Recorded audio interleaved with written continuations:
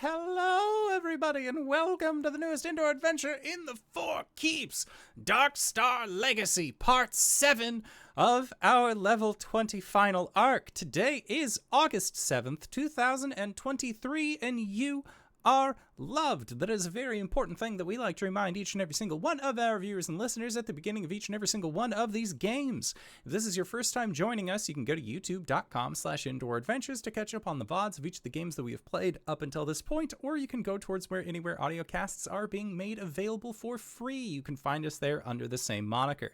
And speaking of things that are being made available for free, if you go to patreon.com/indooradventures, you can check up on our after show called Nights in the Courtyard, where we answer questions not only from each other, but also from the community. So if you have any questions that you would like to ask myself or any of these other fine folk, feel free to join us again at patreon.com/indooradventures.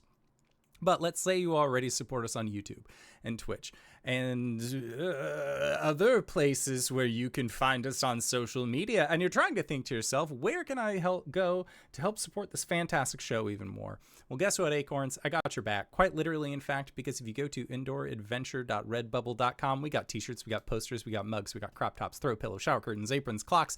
We even have face masks like the one LB is currently showing up that have the symbol of Tiamat upon them, designed by our very own Cyberwolf 1201, where all of the proceeds of our merch is going to help support Doctors Without Borders. So if you would like to help support a good cause or possibly help support the show, you can again go to indooradventure.redbubble.com. That is indooradventure, no S at the end, .redbubble.com. But that is it for my opening spiel. Hey, RJ, who are you playing today?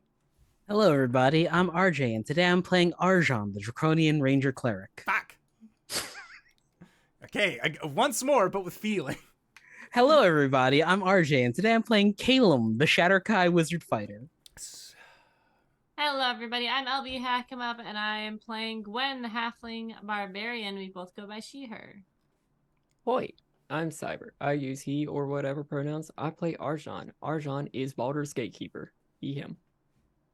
Hi everybody, I'm Wings, also known as Danae Keener. Today I'm playing as Cori, the Eldrin Paladin. She, they, and he. I go by she, her. And I am the Indoor Adventurer, he, him, and tonight, before I even begin with a recap, I just want to take a brief aside and say thank you to everybody who helped donate to the Ko-Fi. Honestly, I've never known how to pronounce it. Use the ko.-fi that we had set up for helping myself and my partner find our forever home. That became fully funded, and we are picking up keys to our new place on Thursday. So, hey, we'll have a walkthrough video of our new place. Maybe, I don't know, something that we think about it.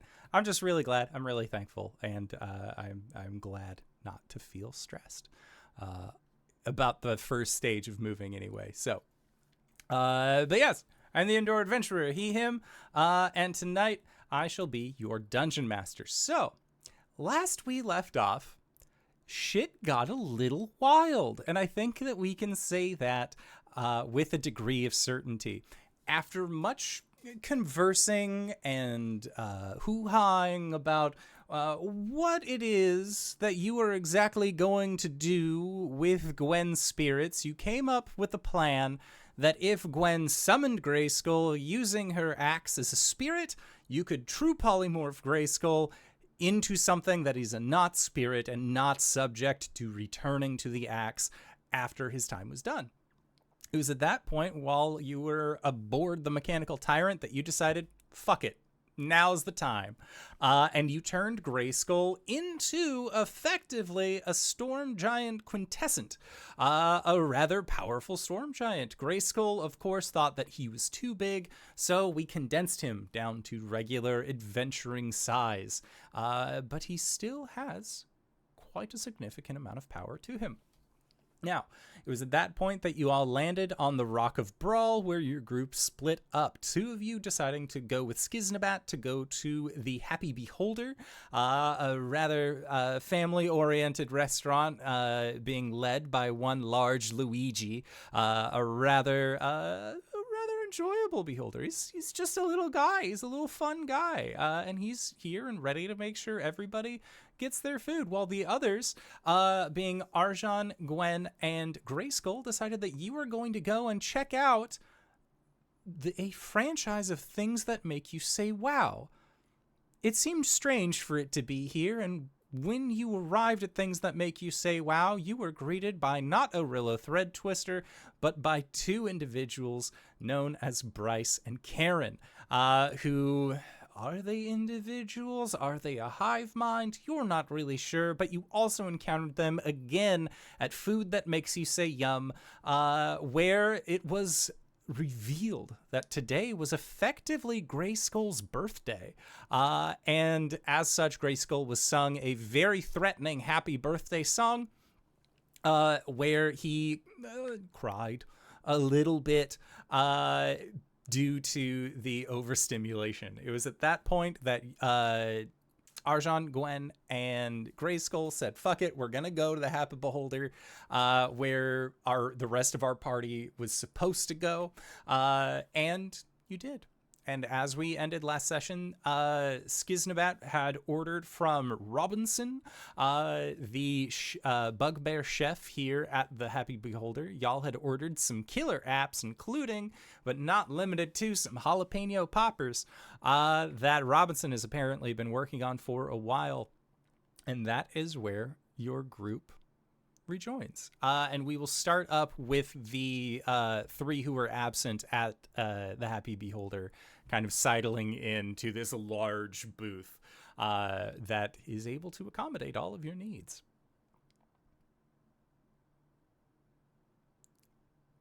And I think Skizznibat is the first one to say, while looking up and down at Grayskull, and comments like, the half cape is a very good look. And Grayskull, for Cori and Caelum, you just see him have this look where it's like, yeah, he definitely came from a things that make you say wow.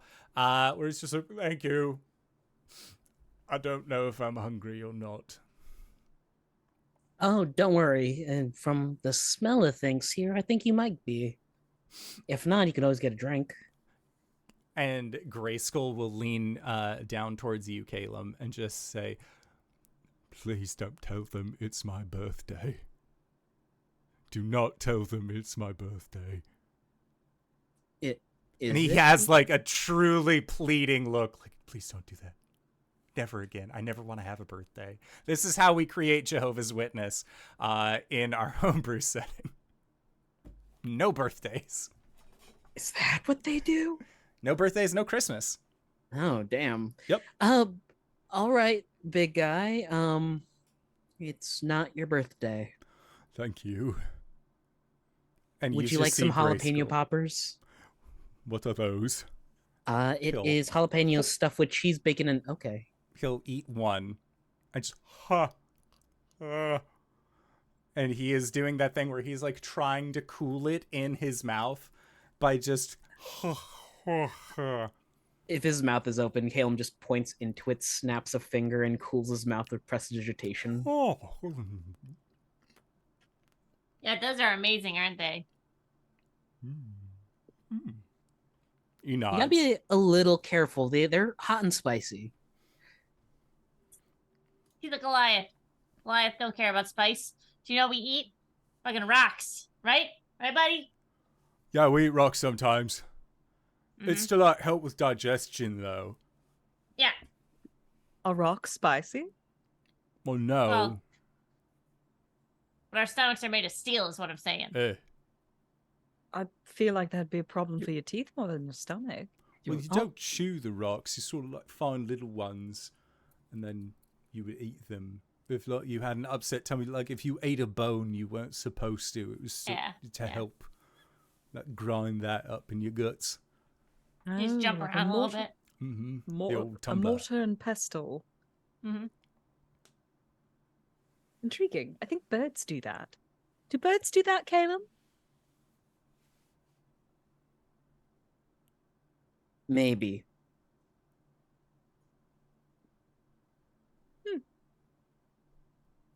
Grabs a jalapeno popper. Anyways, how was your guys' day? Because ours was awful. I can tell by the abject horror on all of your faces. Cori, tell them what happened. Wait, what? Where? Were you with us? Who was with No, us? I No. Arjhan wasn't. was with us. I was Arjhan, Never sorry. again. It's been 2 weeks. It's been a full week. It feels like it's been months. Gen Con was a lot. Go ahead. We did pick up some bounties for a few of the Arillos. Not to take them, but just to know what was going on. Also, the people that are running it are Oblexes. Oh, Oh, you mean those puppet slime things that we... Those. Concerning. It wasn't an Arillo? It wasn't an Arillo. No, of course not. That wouldn't be Apparently, what all I'd- the Arillos were joined, Well, not all of them. except for these. And they're trying to catch the rest of them, are they? Yes. Apparently. What exactly did he do? Did he become a god? Is that what? Well- Skizznibat is what there, happened? just like, from my understanding of the process when I saw it, I believe all Arillos across space, time, and plane were conglomerated into one being, the new god of merchants, correct? The god, voice in the sky? basically bringing life into the old god of merchants. What's the cutesy word for it? They were sacrificed,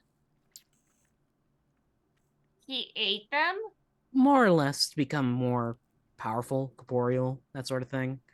It sounds like a one reborn situation. Yeah.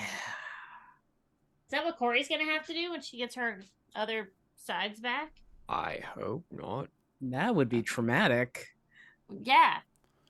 Oh, no, that's not what happens at all. No. Sorry, I had a little moment to myself. You see, Gwen, when a godling and a when a merchant and a paladin love each other very much, they get into a trade agreement in which the paladin trades some of their blood over to said merchant, and they conduct a ritual that brings about the birth of the merchant god. Rebirth. Wait, Is to the that how wise. you have New sex, gender's Cori? just dropped. No, I have sex the normal way. Oh. Skizznibat raises a slow hand at the table. Yes, Skizznibat. I have several questions. Godling? Mm-hmm. Points did- towards Cori. Did I not mention? So you're a little more than a paladin. Mhm. Okay. You were all there when the managerial change at things that make you say wow took place? Just Corey Not and all I. of us. Oh, It- no. Caelum, you weren't there. Were you? Caelum I was didn't not. think you That were. was just Cori. It was only me. And I will take that secret to Oh the right, grave. I came back with the like, what did she do? What did she do? Mhm. Yeah. Yeah, so I think if we reverse that a little bit with Caelum being Yeah. like, oh, nobody really knows what happened to things that make you say wow. Like, Cori, make a deception check or a performance check for the table as everyone vocally says, we don't know what happened there. And you try and keep that little secret, like, deep inside you. I'm not hiding the fact that I knew I'm what pretty happened sure there. Corey told I Calum am- about it though. I am openly saying I refuse to talk about it. Okay. I am openly being closed off about it. Okay, and Skizznibat has no further questions on that, other than just establishing the godling part, because if that story is not being shared at the table with Cori not being Yeah. upfront about it, he doesn't have much else to So- go on. Godling, champion of a god, leader Okay. of a tribe of Goliaths. Does anybody else want to share theirs, or should we just leave it at that? Recently dead, Not my birthday. And Grayskull like looks around really quick in case somebody might accuse him of having today be his birthday. All right, well, also technically recently dead on my end. Was it your first time? No. Magister of Mystra and Alkalite to Saloon. I don't know what those words mean, but they sound like they are multisyllabic and therefore important. A herald of Tiamat, founder and CEO of Tyrant Security. Other things. We've been through a lot.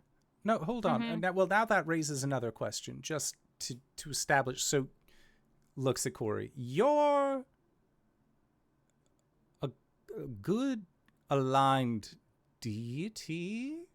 Oh, yes, of course. Well, the mantle of one, at least. There's been a lot. And he, not to be judgmental, I'm not looking to like ask questions, but actively a advocate, herald for Tiamat.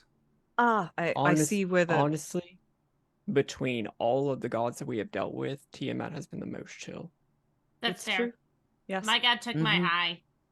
I learned a lot from her Cool. actually. Mm-hmm. All right. Just the wanted sister to my deity tried to puppet me, and I Did- killed my father figure that way. He got better. Oh, it's not a question he was asking, I don't think, but I'm glad we're putting everything on the table. Oh, that was part of the deities we've dealt with, comment from Arjhan. Oh, I see. Yes. Okay. All right. So, yes, on the Grand scale? the domain list, on the like, what the fuck is it? What The the fuck chart? did IO give all the gods a Pantheons? thing Oh, profiles, portfolios. of all the on the profiles? Yes, God of Evil Dragons is on there. It's a lot more chill than it reads on the paper. You know what? I'll Wonderful take. concerts. You should probably go at some point. I will if tickets are cheap. I'll find a seat. Yeah, no, she's doing the whole Eras tour thing. No, that makes sense. I have heard about that. Well, as far as if we're talking about backstory, grew up in a place called Toril. Got taken into the skies via Spelljammer. Realized flying in space was pretty cool. And I never looked back, except when we made stops. But it was one of those things, like, I wasn't really old enough at the time that I was taken to really have, like, any sort of tie to the material plane. What Who do we took know you? from Toril? What'd you say, Arjhan? Who do we know from Toril? That would be Jilfan, Ullman, Hish, and a dude named Albus. It's kind of wet. We also know the Melrescas. You do also know the Malrescas. Interesting. The Malrescas,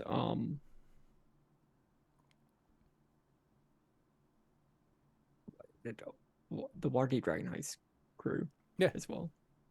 Them Oh, as well. yeah. I should really contact her.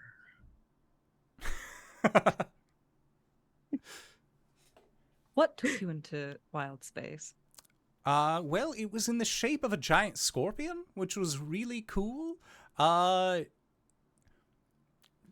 of just went. I don't really know.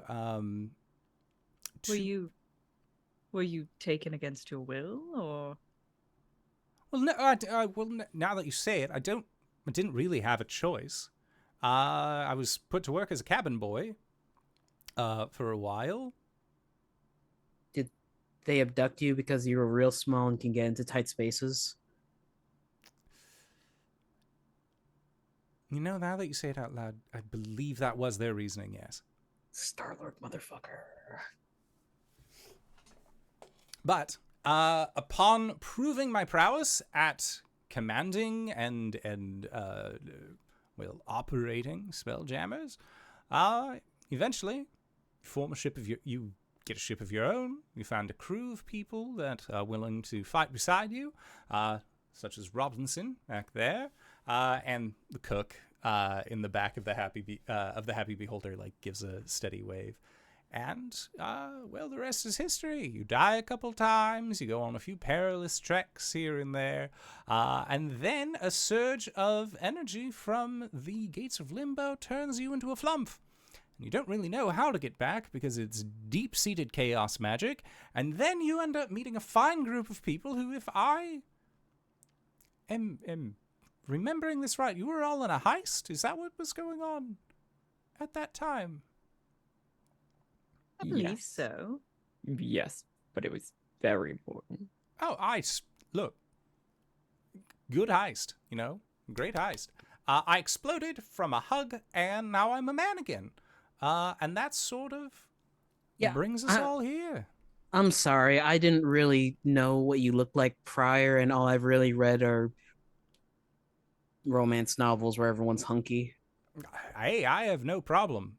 This is, as far as I am concerned, I am just going to roll with I've always looked this way. I could get, a ring of disguise or something, but, jacked, man. This is a good fit. Yeah, those aren't vanity muscles. No.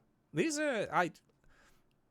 look like the muscles of somebody who is written and described as, lifting giant bales of hay in the summer heat on a regular basis. There was one scene in a book where someone was splitting logs, but instead they were ripping them in half. Oh, yeah. No, I am able to do that now. I did it as, a gag at a party, and it took off really well.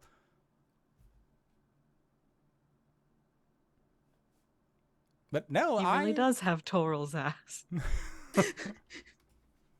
As far as my placement here, I have sailed around a lot. I have a good idea of the general star spheres that we're near, but I am not nearly as storied an adventurer as you four.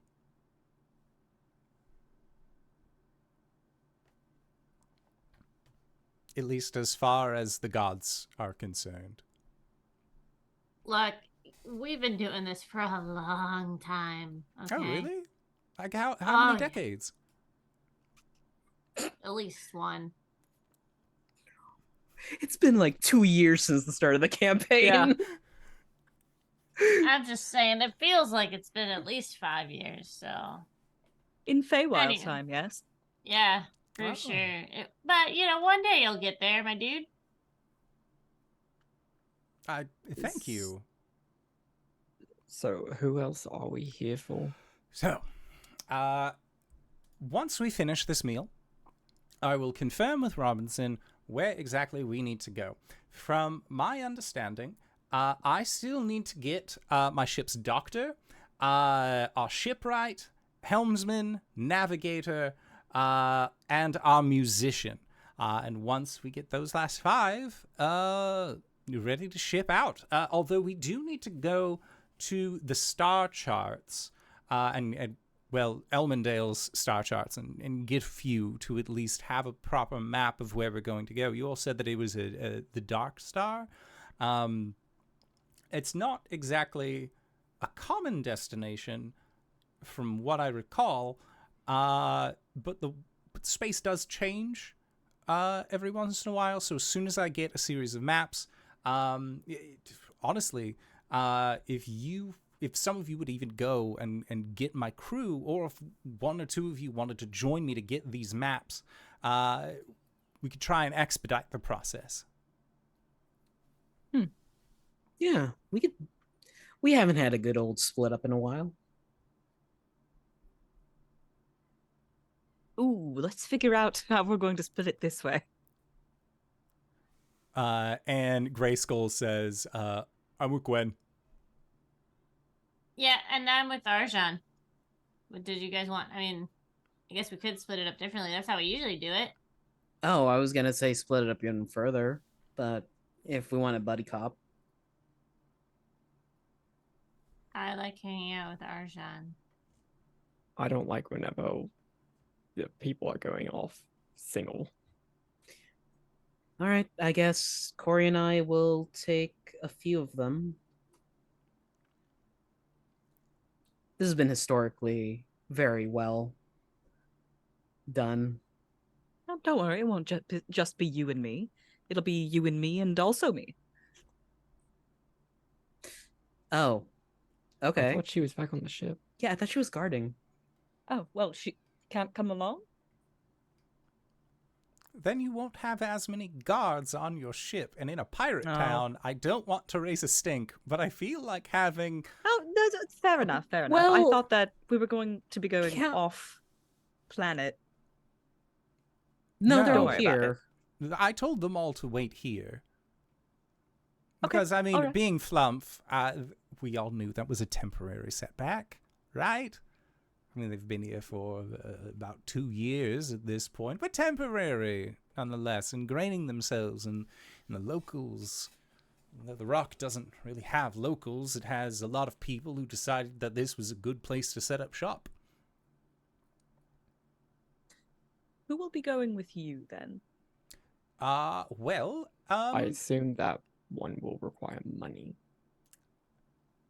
oh, the star charts, yes, the star charts will require money. He usually sells charts anywhere between 200 to 800 gold pieces, but I'm sure that we can knock a deal out. So let's accommodate for 3 maps, and anything more, well, we'll figure it out. Not saying we rob the man, because you don't rob the guy who sells you directions to the place where you need to go. But I am saying that if we're going into uncharted territory, he might be willing to have a few losses on the old monetary scales. Right, that mission requires money. That's my domain. Let's go. All right. Oh, where are we going again? Off to find a doctor, a navigator, a musician, and or a shipwright. Just will anyone do, or are we looking Part for of their his? crew. Yes. Right. Okay. I'll get their names down from Skizznibat. Yeah, Skizznibat. Should Skizznibat go with you? Robinson is actually going to be joining. So there will be the first mate / chef will be joining the elves, and then Skizznibat will be joining the rest of the party. So you each have a representative from his crew to be able to accommodate. So for the first, so Arjhan, Gwen, Grayskull, Skizznibat, you're going towards Elmander's star charts. Your group heads out. Cori, Caelum, the two of you are then met with this bugbear, who looks like he has just been like there's like a very thin brush that he keeps tucked in like his lower facial hair. He was wearing a hairnet to try and keep like any head hair out of the food, and it looks like the pots and utensils that they use here actually are enchanted to prevent hair from falling into the food. It looks like it has like either like a brief out layer, or if the hair is in there, that it just disappears. It looks like, even regardless of how hairy he is, they have accommodated for that because Large Luigi is a good business owner. He knows what keeps people coming back. That being said, Robinson explains to both Cori and Caelum that they can either that their locations are either going to be Gift Town, the section of town that is controlled by sentient hippo folk who love getting into duels with their firearms. As far as locale goes, There, of course, is also the dry dock. Then it seems like there are actually two of them that are at the dry dock, being Madeira and Thora, who are the shipwright and the helmsman. He believes that Balthazar, the navigator, is also going to be located at the dry dock, as Balthazar and Thora are typically inseparable, as Thora Drop Deep is a deep gnome, and Balthazar is her auto-gnome companion. Auto-gnome? Yes, it seems, and Robinson gets a big grin on his face when you say auto-gnome. Get in the gnome. Auto-gnome. And he says that fortunately, you don't need a pilot for an auto-gnome. They're like those Warforged-like creatures, but a little bit more bubbly in personality. It seems like auto-gnomes are not necessarily that they have a personality chip that has been like implanted in them or anything like that, but just by the more crafty magic of the gnomes, they seem to be a bit peculiar in their overall development, some aging even similar to how people age as far as like their mental span goes, but not like a Warforged where they are just like, they are built that way, and they can still learn and take in new information, but processing is different. Imagine like an Intel versus an AMD chipset. You're just going to get a similar yet very different product out of the end result. And then as far as Calliope, Robinson was last aware that Calliope had joined or at least was hanging out at the Folk Guild House. As he described it, which is kind of a smaller scale theater. There is a grand theater that's located in the high end of the Rock of Brahl, but the theater that Calliope seems to have found themselves in is much closer to, well, not necessarily a seedy part of town, but the mid-ring. So Cori, do we want to hit the dry dock first or last? Because that's where the most populated of the crew is. That's a good question. What would the alternative be? Well, we could go to the seedier part of town and pick up Calliope first, get that out of the way. I suppose the question becomes, do we want to go to the seedier part of town with less people or with more people? Or if we go to the dry dock first, will we send them back to our ship, or will we be bringing them to the seedier part of town? Honestly, in my opinion, we draw less attention with just the three of us if we were to go to the seedier part of town. Well, why don't we just go ahead and get that part out of the way? If we go there with the rest of the crew, we're rolling in 8 deep, and that typically draws the eye. I suppose it could. Okay. Calliope it is. All right, so the group of you make your way to the Folk Guild House. So that is the three of you there, and then we have our other group heading towards the star charts. So we're going to tie on back to the star chart group. As you were wandering through the city streets, Grayskull is like, he's still just like looking around, checking constantly, like not necessarily for more things that make you say branded stores, but just in general, like this is his first time really being out and about in a crowd, not necessarily by himself, but just like with his own feet.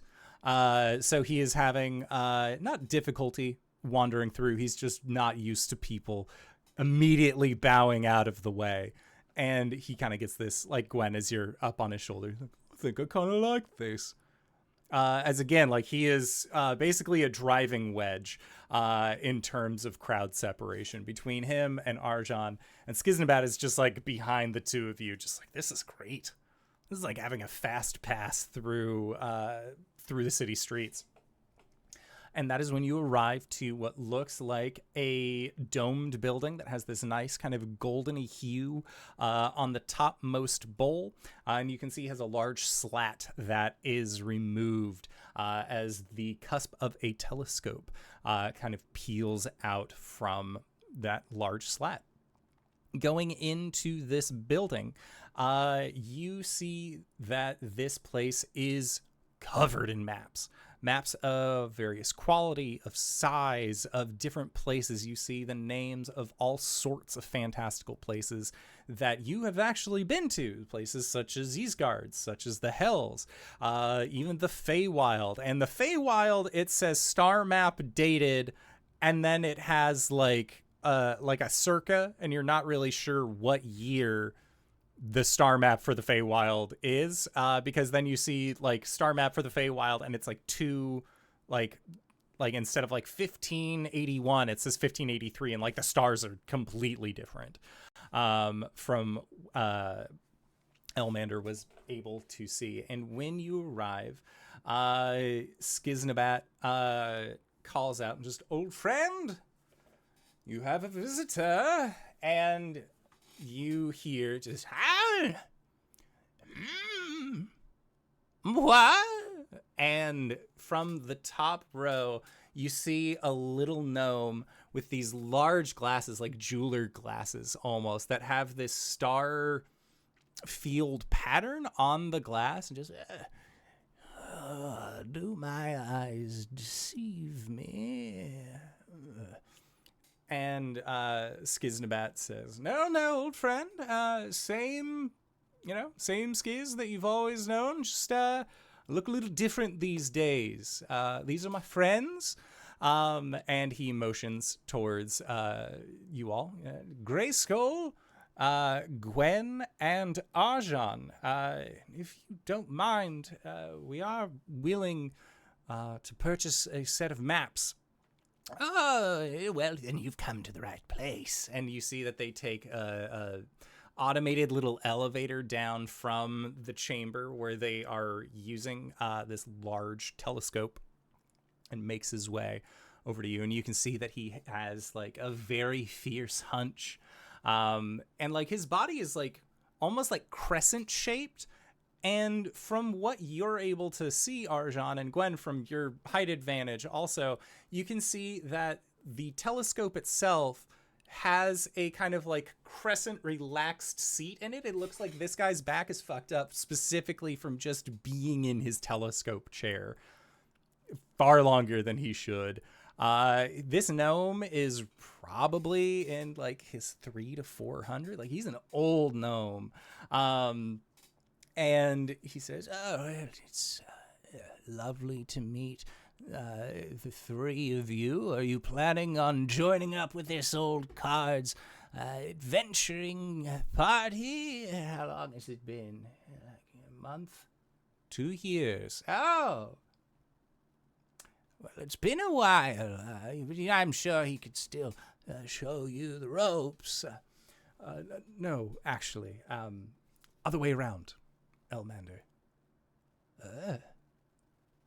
And Elmander sort of like looks at you and like puts the goggles back on. Oh, my apologies. They hiring you? Yes. Yes.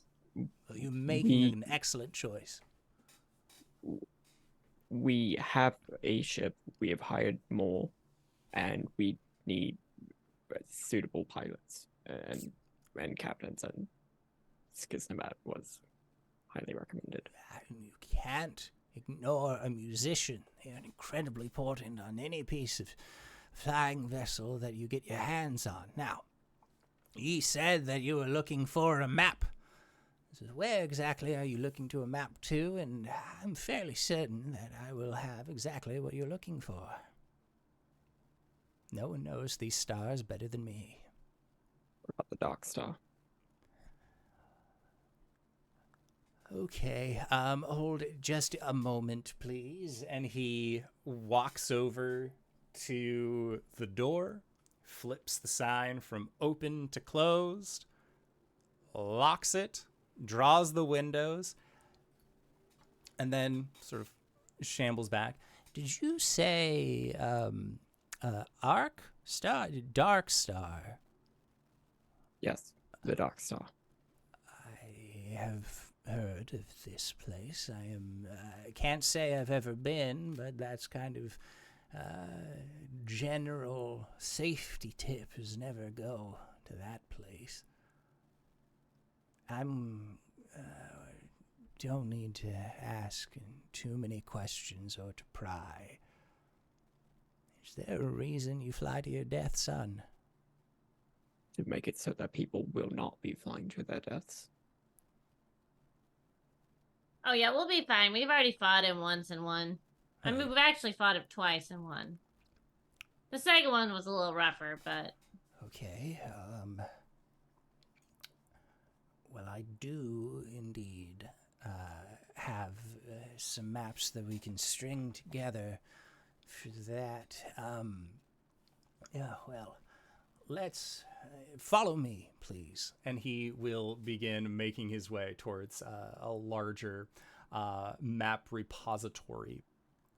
And as he begins like clearing aside tables and getting things set up, Skizznibat just says, I told you, if he hasn't been everywhere, at least he's willing to buy that information from those who have. He's a good find. Where did you find him, though? Oh, you don't find Elmander. Elmander finds you. That, and he's the only one who sells maps of any value, any use on this rock. Not necessarily has a monopoly. Other upstart starographers, astronomers are able to create their stores, but he's been here since before Prince Andrew was in command of the rock. He is quite possibly, besides the rock itself, its oldest standing feature. And at that point, Elmander lays out what look like a stack of maps. Like, he's got at least 5 on here. So, one condition for selling you these maps, and I will offer a good price on them, but if you go to where the Dark Star lies, you tell me what's there. Really tell me. Okay. That's a deal. And Elmander will like extend his hand out to you, Arjhan. Yeah, that's the only code that I really abide by is, worst case scenario, best case scenario, you come back with the information. How about that? We'll only think about the best case information. Now, what we have here is a map of the Astral Sea, and you see that there is a little red arrow marker that says you are here, and there's like a small moving like mile-wide chunk of rock that seems to kind of go in this circuitous fashion. It seems that his maps are not stationary maps, that they have a layer of enchantment upon them where they actually will circle and move based off of the moving of the celestial bodies that they are. So if you want to get to Darkstar, first, you're going to need to go, and not directly into, but you will need to hook along the Gates of Limbo. Now, the Gates of Limbo, Skizznibat is very familiar with. It is what caused him to be a flump. But the magical surges that come pouring out of that gate, as long as you don't go too close, things generally work out fine. You're going to want to ride that wave until you see the entrance of the fugue plane. We also call it dream space. Now, once you hit dream space, it's smooth sailing until you get to doom space. Now, doom space is going to be a little bit more hairy. They do enjoy a little bit of a bloodbath while you're out there, but as long as you stay away, from anybody who's trying to capture you or any of those things. You don't have to worry about Doom Space all that much. Although the Nightstone Pirates are, I wouldn't go near them. They have been known to capture individuals and then keep them aboard. So again, don't bother with those pirates. They're bad folk. But it looks like you all have a straight and narrow over your head. Yes, Gwen? Hi, yes, so Doom Space, can you tell me a little bit? So there is you said it, bloodbath? It is, imagine a space station, so a giant chunk of metal that has been fine-tuned, sort of like a spelljammer, but is about the same size as the rock. Imagine that had a big pit in the middle filled with sand, and they, if you get captured, they throw you into the pit for entertainment purposes and entertainment purposes only, while you fight to the death repeatedly until you lose. There's a smile on Gwen's face. She looks to Grayskull. In Giant, he says, I wouldn't mind getting captured. That sounds I like would a if we fucking had to good fight, idea. but like... Looks back to Arjhan. Eyebrows. No. Okay. Now, here's the tricky part. On the far side of Doom Space, there is, how would we describe it? Like a sinkhole in space that goes to seemingly nowhere. Others would call it a black hole, but obviously that leaves nothing to the imagination. Now, the Dark Star, it was believed, is banished on the other side of the Eye of Doom. In order to get there, you must sail directly through this black hole, and once you do, you would arrive in Worm Space. Or the Dark Star, or Kingdom of Nothing, whatever the tales might call it. I like to call it Worm Space because it's evocative and it tells you exactly what's there. Have you heard of Bear Space? Oh, Bear Space, yes. No, that is it's not a frequent visit, but, sightseeing tours. It like to has sort of changed. pass by every... Ooh, it's Yeah, changed? Did the stars change? Very recently. A mountain has been removed and placed on this. Were we on this plane when that was? No. No. In Simon, what's our space? Chorus Aired is the name of the plane. As far as if there had to be it would just be like, I don't know, plane space, the material space. In our space, our system, whatever Corsair is, it was Bear Space was in the path of the plane breaker. Oh, okay, that makes sense. The plane breaker and I, not that we don't see eye to eye. I'm not even really sure what it is, to be honest. I know it's a chunk of rock that's sort of like through places. But as far as changing the stars and things I care about, honestly, it does very little. Oh, okay. But thank you for the update. Of course. If anyone looks for a map of Bear Space, I will let them know that be on the lookout. There might be a missing mountain somewhere. Very strange place, Bear Space. Yeah. Yeah. Anyways, did we get everything we wanted? Oh, well, I suppose the thing that you want most would be the maps. Now, if you are going to Worm Space, as you've so told me, I would be willing to part with these 3 maps. Normally these are priced at around 800 gold pieces, 800 to 1,000 each. I would be willing to part with each of these maps in total for 500 gold pieces on the promise that you come back and tell me what exactly is worm space like. What's out there? It's one of the few places my telescope can't reach.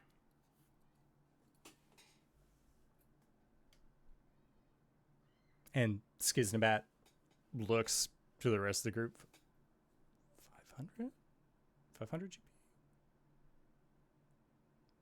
I think it's good. Is there anything that he's holding back or just not telling about Doom Space or the Eye of Doom? Make an insight check.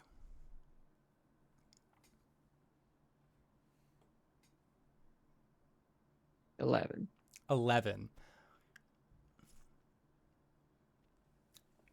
You don't think that he's necessarily holding out on information relating to there. But it's probably more related to the fact that he most likely has not left this particular place. Like, he could be giving you, like, hey, watch out for this threat that has not been around for like 100 years. Like, his grasp of what is actually there is different than his understanding of how to get there, because the pathways haven't changed. But whether it's warring groups, that sort of thing, he's not very sure. At least that's what you're getting from him.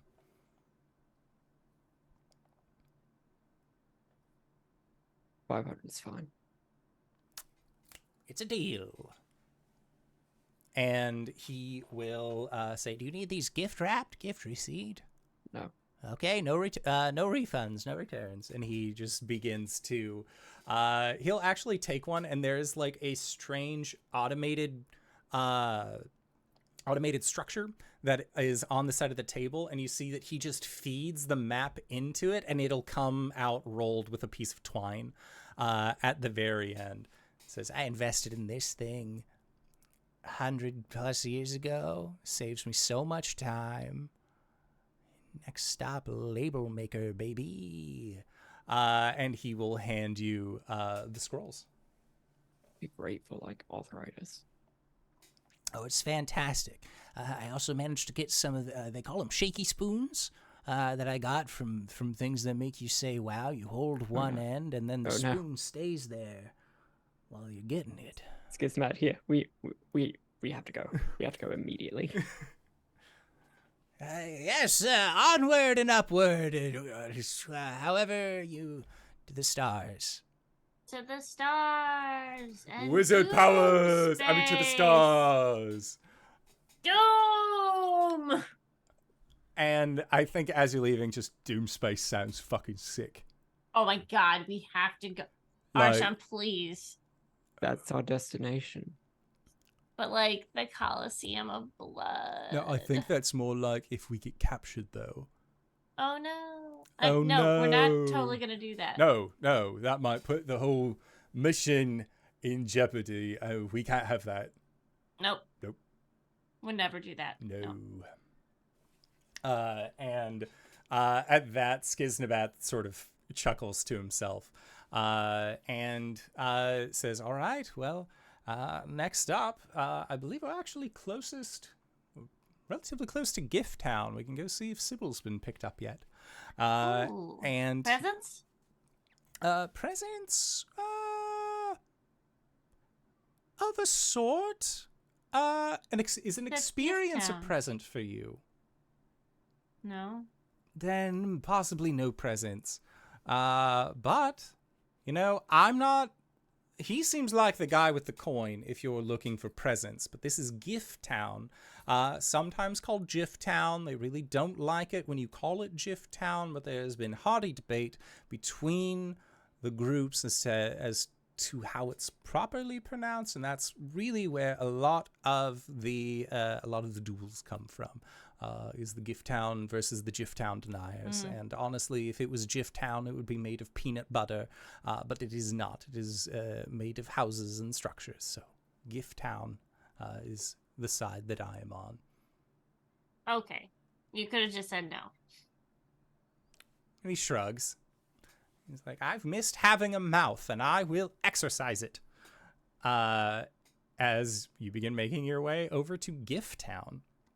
Now, as we go back to the Folk Guild House, Cori, Caelum, and Robinson, the Bugbear, are all making your way through the city streets, and Robinson says, all right, so have you ever been sailing with the captain before? Yeah, actually. Oh, really? Wait, your captain? My captain, yeah. No, well, I mean, if you count sailing from where we were to here, then yes, but that was just a one-time thing. Well, can you tell me this, boy? Sorry, I don't believe I caught your names. Caelum. Caelum, all right. Cori. Cori. All right, Caelum, Cori. Does the captain still have his edge? His razor wit. His way round a cutlass. Oh, we haven't Well- experienced any combat. Oh. We haven't seen him fight anything. Oh, well, Yet. yet. Yet. Hopefully, not necessarily, hopefully, but, you know, it happens from time to time. Why do you ask? I haven't seen the man in 2 years. Comes back, whisks me off my feet for an adventure. Well, he was a flump for some of that time. I am aware, Yeah, boy. so he wasn't a Caelum. flump the last time you saw him? He was a flump the Oh. last time I saw him. I And see. he told all of us to wait at the rock. So we did. I found a good job with that large Luigi. You know, he's one of the few people who doesn't seem to mind that I'm a little more sheddy this time of year, especially working in the hut kitchen. But he gave me seems full that they've reign, made- and They've made the proper accommodations. he's a good businessman, that large Luigi. I owe him much. Now, enough about me and my history here on the rock. What we're here for is Calliope. And as he approaches, you hear, or rather, you see this kind of smaller looking theater. And from inside of the theater, you can hear that there is what sounds like a fiddle being played in tandem with an acoustic guitar. There seems to be a steady drumming coming from it. And you can see that performing today is none other than Eddie and the Winding Waves. And Robinson sort of laughs and says, always a flair for the dramatic, that Calliope.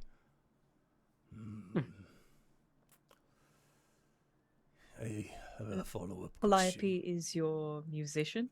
Aye. The most important job on any ship. Keeps the crew morale up. Aye. I see you've sailed before. Yeah, for a while, for a time, about half a year. I was the navigator on a very special vessel. Aren't they all? And as he says this, he pushes in, and you can see, or rather hear, again, this sort of up-tempo fiddle. There's an acoustic guitar. There is a drum associated with it. And when you pass by the foyer doors, and it seems like ticket to entry is 5 silver. It's pocket change. Robinson easily, if you all don't have money for it, he will gladly just 15 silver to walk through. And once you enter into the back of this theater, you can see that it has sort of an incline down to a general stage area. There are box seats that are relatively packed. And it looks like this show, all things considered, is actually popping off. You see that there is a grungy-looking man on a with a longer coat who has an acoustic guitar. It looks like there is a kick pedal that has been kind of like figured onto what looks like a box, and that steady bass drum is actually him stomping on the ground, causing the kick pedal to create more of that bassy sound coming from the box. And then you see her. You see Calliope. And you watch as she bounces across the stage, and the presence that they are able to command is unparalleled from the audience. Whether it is through the light of their glory or just from good stage coordination, you know that this room is brighter with her in it. The sweat of her brow whips off as she is breaking the waves with the throws of her body, and then you hear her voice. And there are no words that you are able to understand, and no sounds that could come from any other place as she cries out in anguish, delight, joy. You aren't sure. But whatever emotion it is that comes interwoven within her song, you know it is rooted in the pure passion of the performance. That, in this moment, even in a room as crowded as it is, there are only two people that matter. Her and you. And I'd like for everybody to make a charisma saving throw. Oh, damn.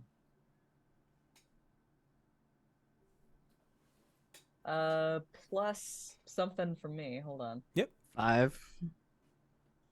Yeah. I got a 25. Interesting. Well, combined, it's a 19 minus 1, so 18. 18. Okay. And Robinson, let me roll for him. Oh, it's plus 6, actually. Ooh. 19. All right. Robinson fails, and he seems to, like, you can tell that, like, his vision gets a little blurred, and he's just, fantasizing about a music video that he and Calliope are obviously starring in his head. My loneliness is killing me. Like, it's one of those, like, it could be like a salsa, it could be anything. Like, he is just having this, like, completely smitten moment as he rolled a 3 on the die. It seems like he's missed his dear performing friend. And as a result... Is this a charm effect, by the way? No. Oh, this isn't just necessarily a charm. This is just, you know, in that aftermath of going to a live concert where you're just like, nothing else sounds good because you're so caught up in the concert that you were just at. Like, that is what this ability is that she just has a magnetic personality through her performance. So on a fail, which again Robinson got, he will have disadvantage on perception checks for the next hour as his thoughts constantly drift back to the performance. On a success, which the two of you got because you rolled higher than an 18, Thanks, Cori. Thanks, Cori. So as she is playing her fiddle in a whirlwind of fury, the two of you can make out that there are individuals who are creeping low to the ground, like on the back end of bleachers, just like pickpocketing. Like, it seems like they are actively just like stealing little bits here and there from the audience.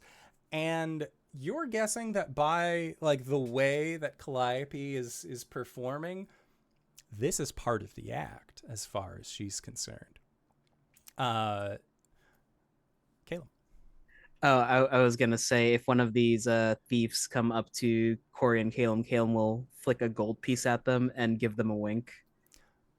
You see they catch it, and then they, like, as they catch it, they bring their hand under and sort of toss it up, and then you can see a bronze and a silver piece also kind of pop into the air, and they juggle for a little bit, pocket them, tuck them in.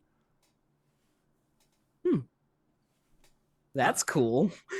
And like, it was one of those, like, they were like flipping it with, let's say that they were flipping it they're with rolling their it on their knuckles. Yeah.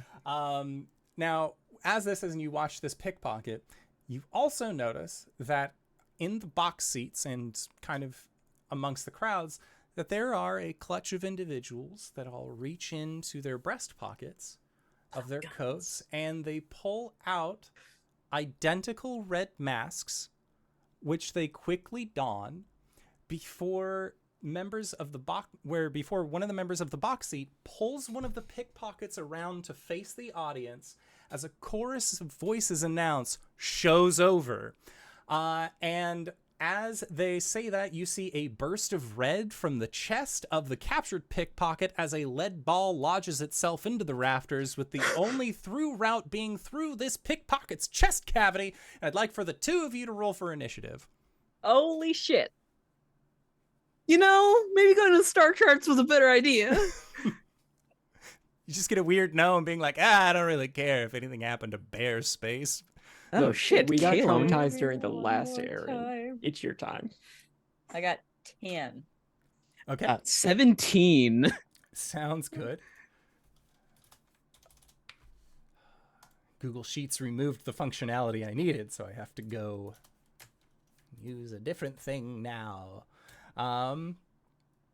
So that being said,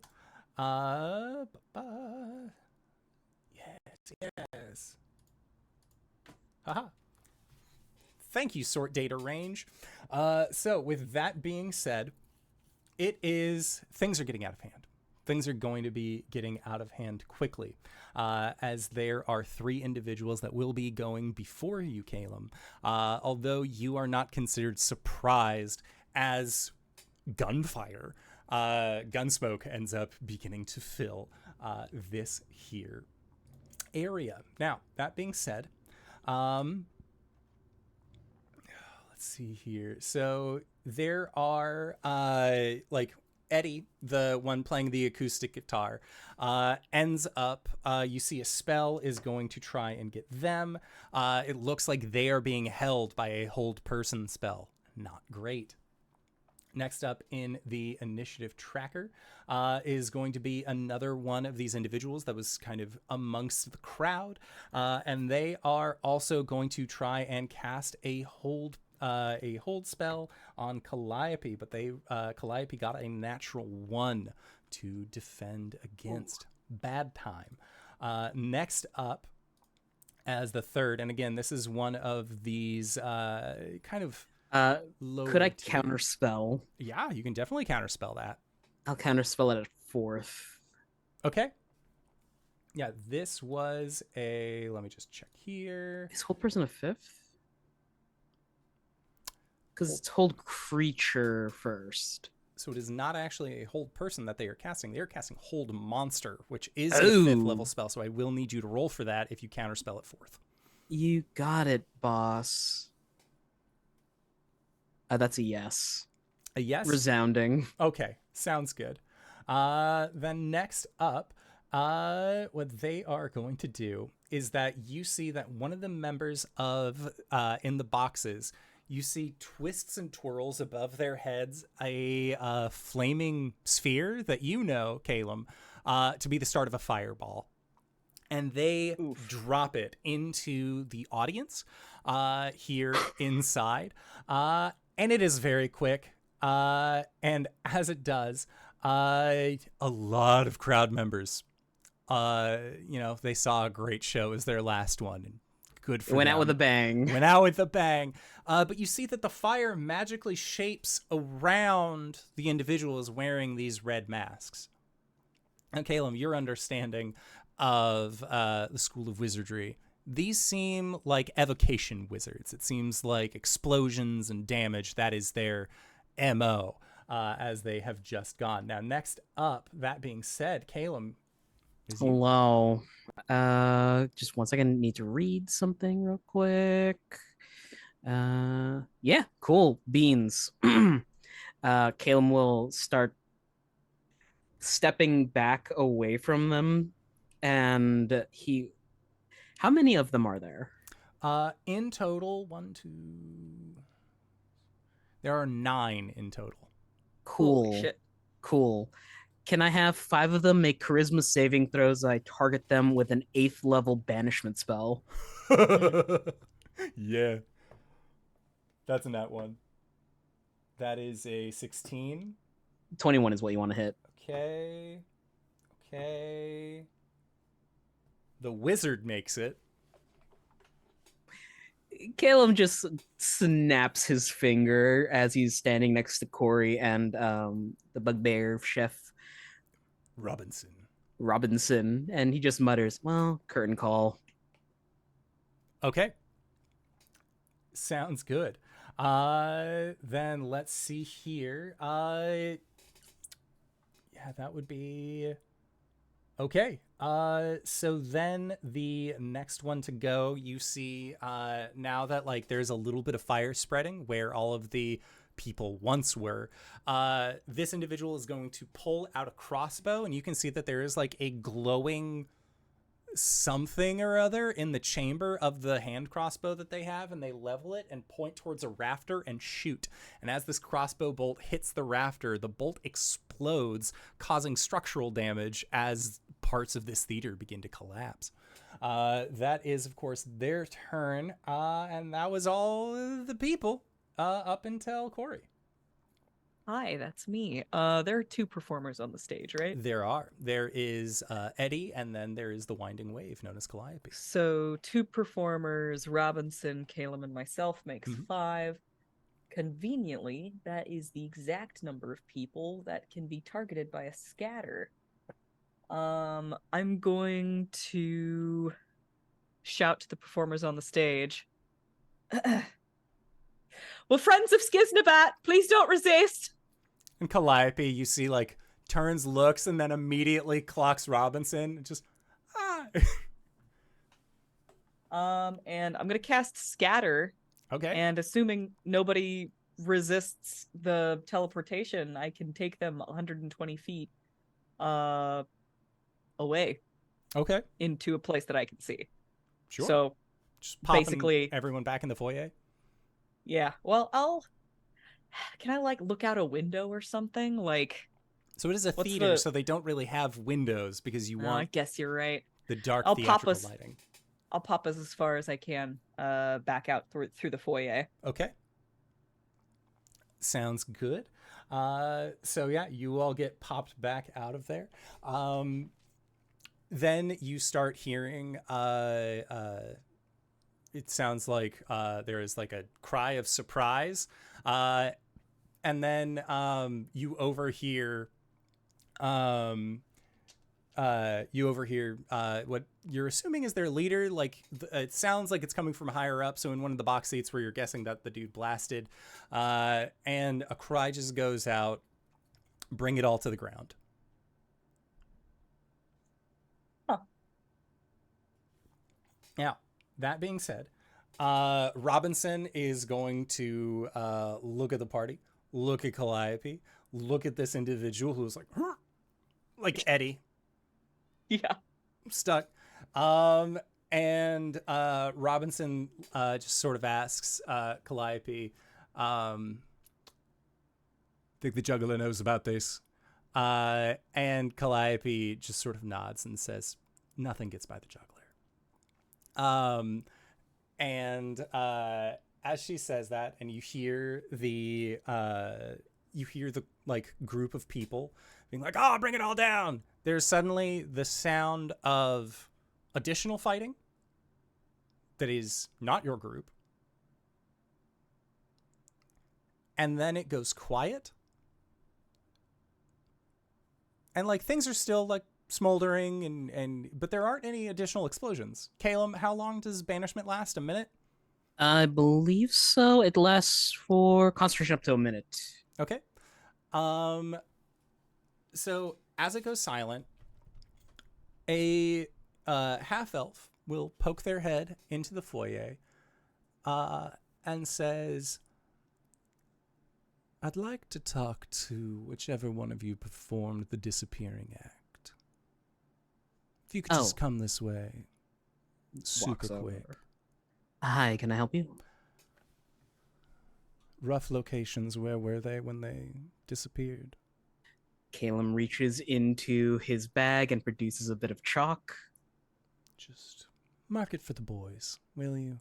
X, X, X, X. Do you want one for questioning? No. The Red Hoods have been a thorn in our side for a while. There's not really much that we can ask them that I don't already know. Okay. X. Thank you. Roughly. You're here for Calliope? Oh, yes. Sorry, we need her. The ship captain demands a musician of her caliber. She will be missed. Well, I'm going to be busy in about, I'm guessing, 30 seconds left? Could be sooner if you wish. Here, hold on. This is my favorite part. And I think this one, and he'll like point to the rough estimation where their head is, like right around here. Noted. And they call out, "All right, everyone, places."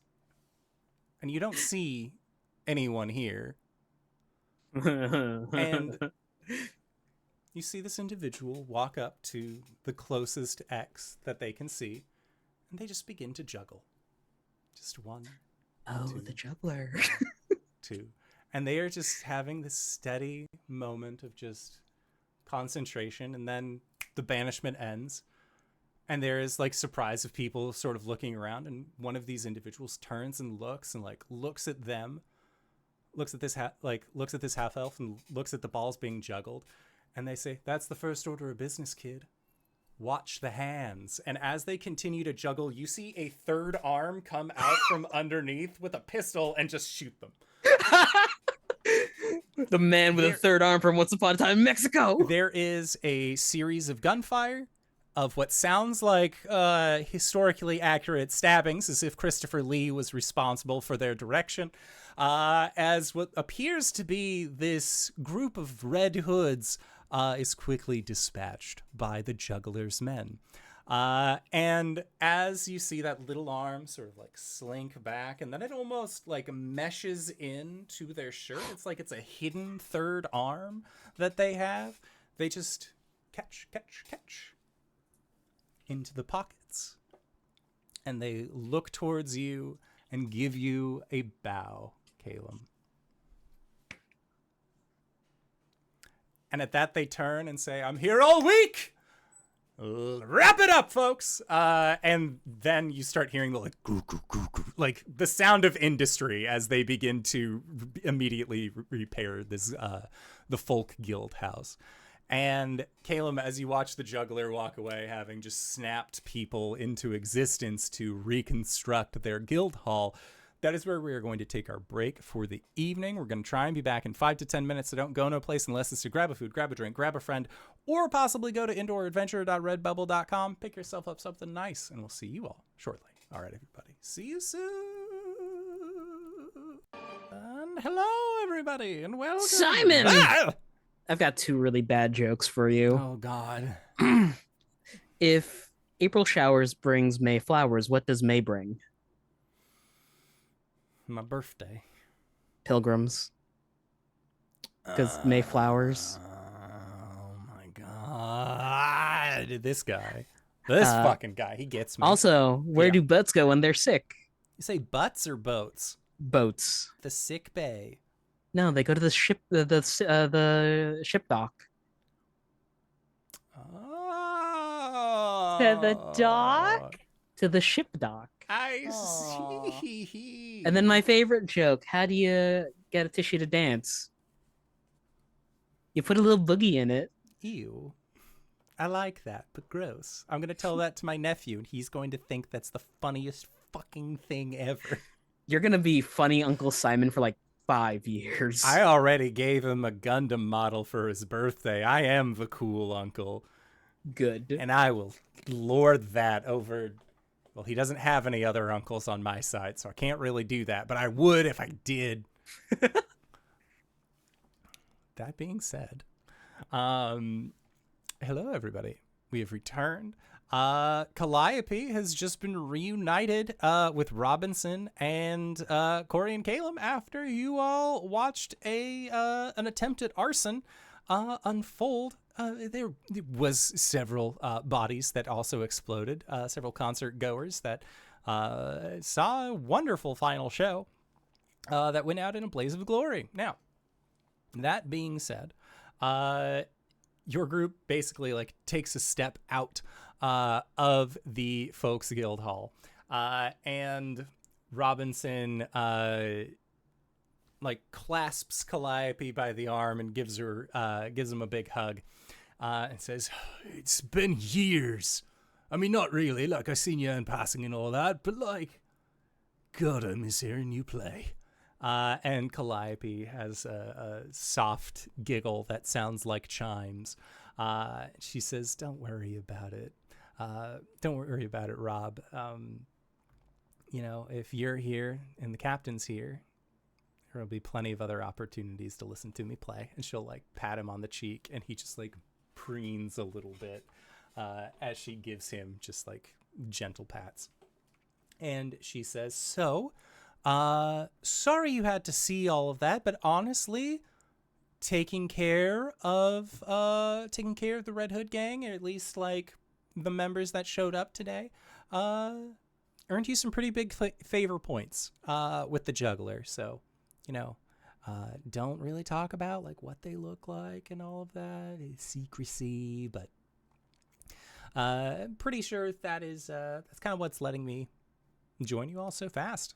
Otherwise, there would be like a whole like, once in the gang, you're always part of the gang. I wasn't really in the gang. I was more like parallel to the gang. I was participating in gang activities, but I was not affiliated with it. Does that make sense?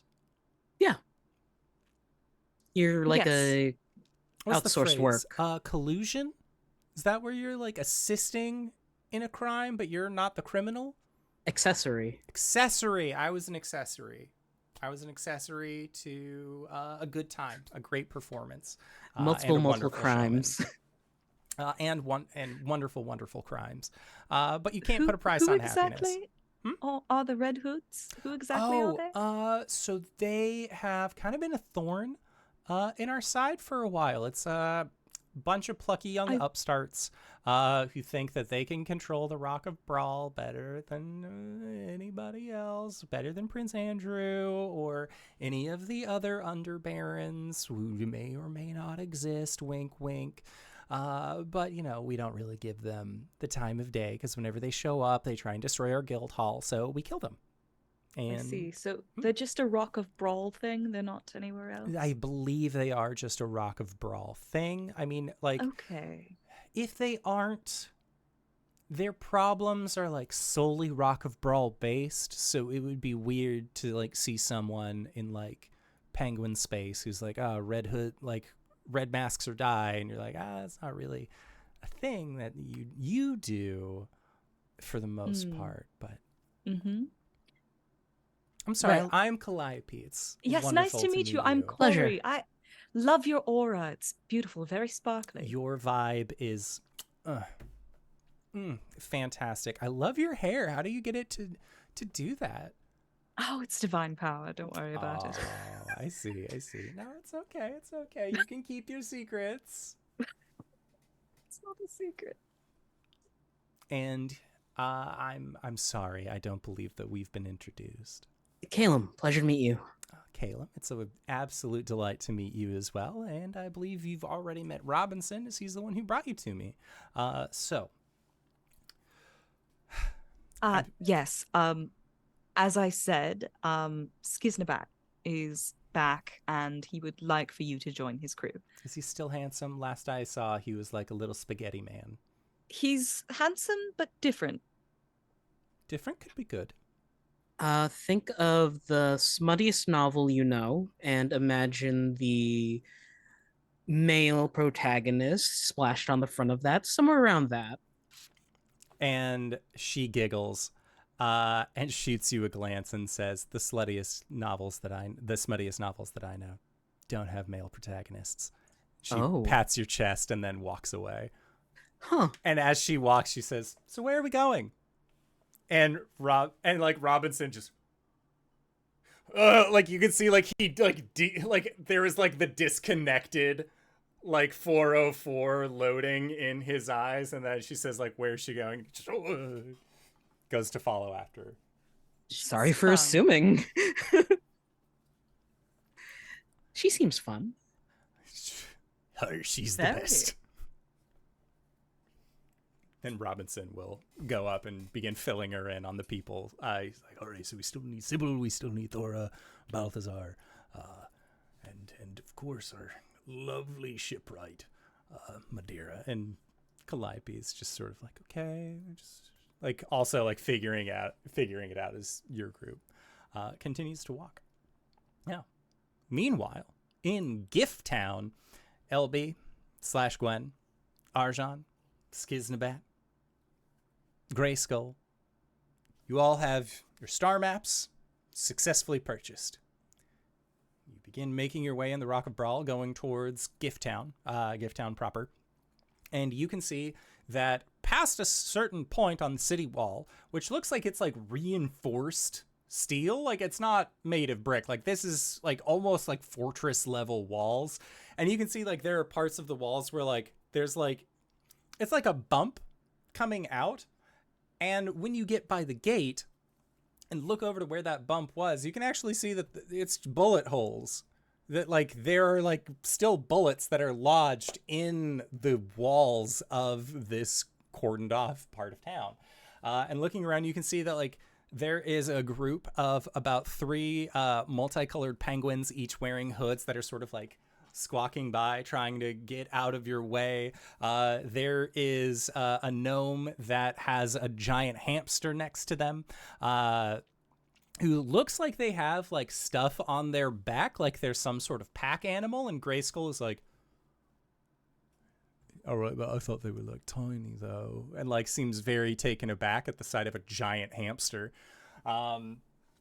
And that is when you also see, standing roughly around the 6.5 to 7 foot tall hippo people. Just gray trunk legs, big hands. One of them has like a blunderbuss that they are just casually hoisted over their shoulder, and others are wearing like I want to call it like Disney peasant princess, where it's like the little white bandana over where hair should be, very simple colors. One of them is like setting a large pie out onto a windowsill, and it seems like a relatively nice part of town. And then you hear gunfire, but like nobody is like reacting to it. It seems like there's, if anything, there's like a look of annoyance. And you see that there are there are 2 young hippo lads, and a young elephant man, as well, that seem to like rush off in the direction of this gunfire. It seems like, this duel, what have you, is going to be, drawing their attention. And so Skizznibat sort of like nods and says, do you want to see what the real Gift Town looks like? Yeah, that sounds great.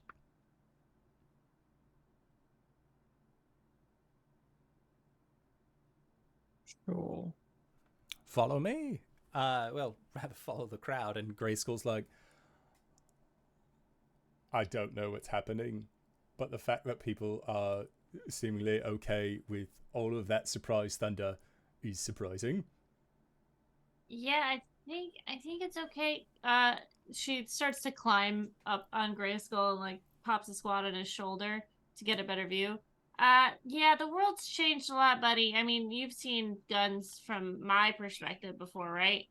Yeah, but like each time it happens, people are generally like, "Ooh, it's too loud," or "Oh my god, what is that?" But like nobody's looking like that. And he like motions towards one of the GIF, and the GIF is just sort of just like, is it over yet? Like they just seem like very like not wanting to engage in all this. But Skizznibat is like leading you forward, and you come around you come around a corner, and on the street sign it says Duelist Lane, and you can see that like this street is like 3 times as wide as a GIF. And looking down, you see like one of them has like a pistol at their hip and like big twitchy fingers, and another one wearing a large hat also has their hand on a pistol. And you see like people are like looking out from like buildings and stuff. Like this looks like a Wild West standoff between hippo folk on a rock floating through space. And as these two are looking in, you hear, "On the count of 3!" And you see that there is what looks like a monkey person. You're not really sure what that's about. Is like poking out of a big clock tower. "On the count of 3, fire!" There's 1, 2, shoot!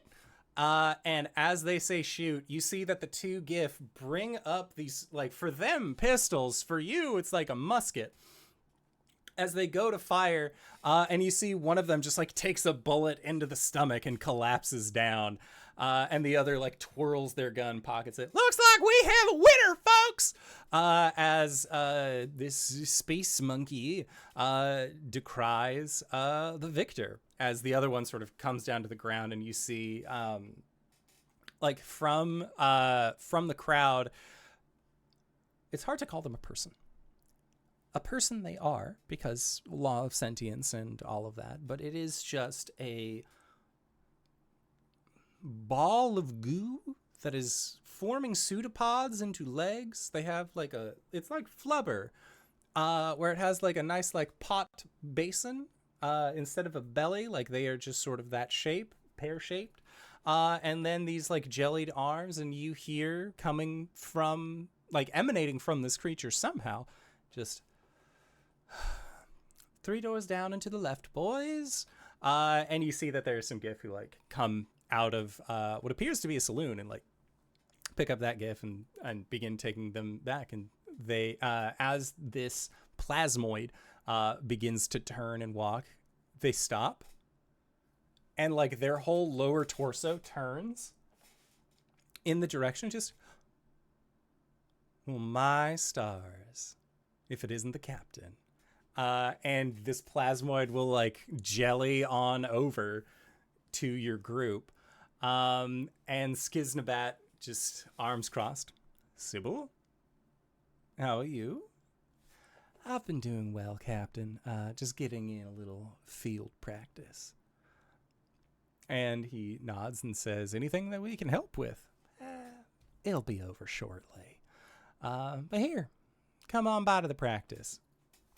And you follow this like moving slime, this plasmoid, off to what looks like it's like a very thin building. It seems like it is just a front door. There's somehow a second story up above, and you're guessing that it's like just wide enough for maybe one person to be in. You don't know how 3 GIF have fit inside of here, but fit they have. I'm sure there was a lot of pivoting as they tried to get their injured friend into this building. But Sybil will then walk over or sort of glide over to where this GIF who has been shot says, and she's like, "All right, did you learn your lesson?" And the GIF raises a hand and says, "Never!" And she's like, "All right, well, that's why they call it a practice and not a perfect. So let's go."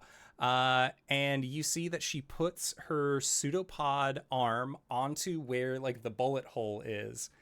And then the GIF just makes like this grimacing face as you see like the jelly of the plasmid beginning to shift, but you can't see what is happening until eventually you see what looks like the bullet into her palm, and she brings her hand out as part of that plasmoid goo like stretches from the bullet wound that is on this GIF, and then she takes that bullet and it just disintegrates inside of her. She shakes out her little pseudopod and she says, "I got to deal with your family. Payment's not necessary right now, but best skedaddle, doors will be closing soon, darling." And just, "Thank you. On to fight another duel." And she's like, you could at least wait until you're healed, but no, I get it. You're pride before the fall and all that. He's like, I don't know, and I don't understand the meaning of the word fall. Okay. And these GIF leave, and you are left with this plasmid who is just like there in an establishment. Now, I am surprised to see you here, Captain. Last I saw you, you were just like a little spaghetti man. Just, well, yes, it was a little bit ago, but it seems like you've made quite a name for yourself, Sybil. I have an understanding that real estate is a little bit hard to come by. It's not so bad. Really, you just got to accommodate the size of the patients that you bring in, but other than that, like I said, it's a practice, not a perfect, and as long as you keep the prices cheap, people come whenever there's bullet wounds. And Skizznibat sort of laughs and says, all right, I believe a round of introductions are in order. Sybil, I would like for you to meet Arjhan, Grayskull, and Gwen. We are going to be joining them on a very dangerous mission. Well, shit, it wouldn't be a captain if it wasn't a dangerous mission. How do you do? And they extend a pseudopod out. Hello. Yeah, we're traveling apparently through Doom space. Oh, like to the arena of blood? Not specifically. It'll be a little past that, Sybil. Just okay, like Vault. A little bit past that, Sybil. Like the eye. Oh. Well, shit. Why are you going to fly all the way to the eye? We're not flying to it, we're flying through it. If an ooze could look surprised, but there is a laugh that comes, and you see their rotund jelly belly sort of like jiggle as they do. Just, Captain, have you lost your goddamn mind? No, Sybil. We will be flying through it, and we will be assisting our employer with a wonderful expedition that, if we are successful, could put our names into the annals of history. I don't really care about history all that much. I care about living. Going through the Eye of Doom is a short trip to not doing that. Just, don't be a poor sport, Sybil. One of them is a god. The other has been blessed by God. One of them is apparently on Tiamat's good side. Oh, shit. I know. Apparently she's not, like, so bad, all things considered. And they have a wizard. Like a good wizard? A very good wizard, from what I've told. What I've been told from...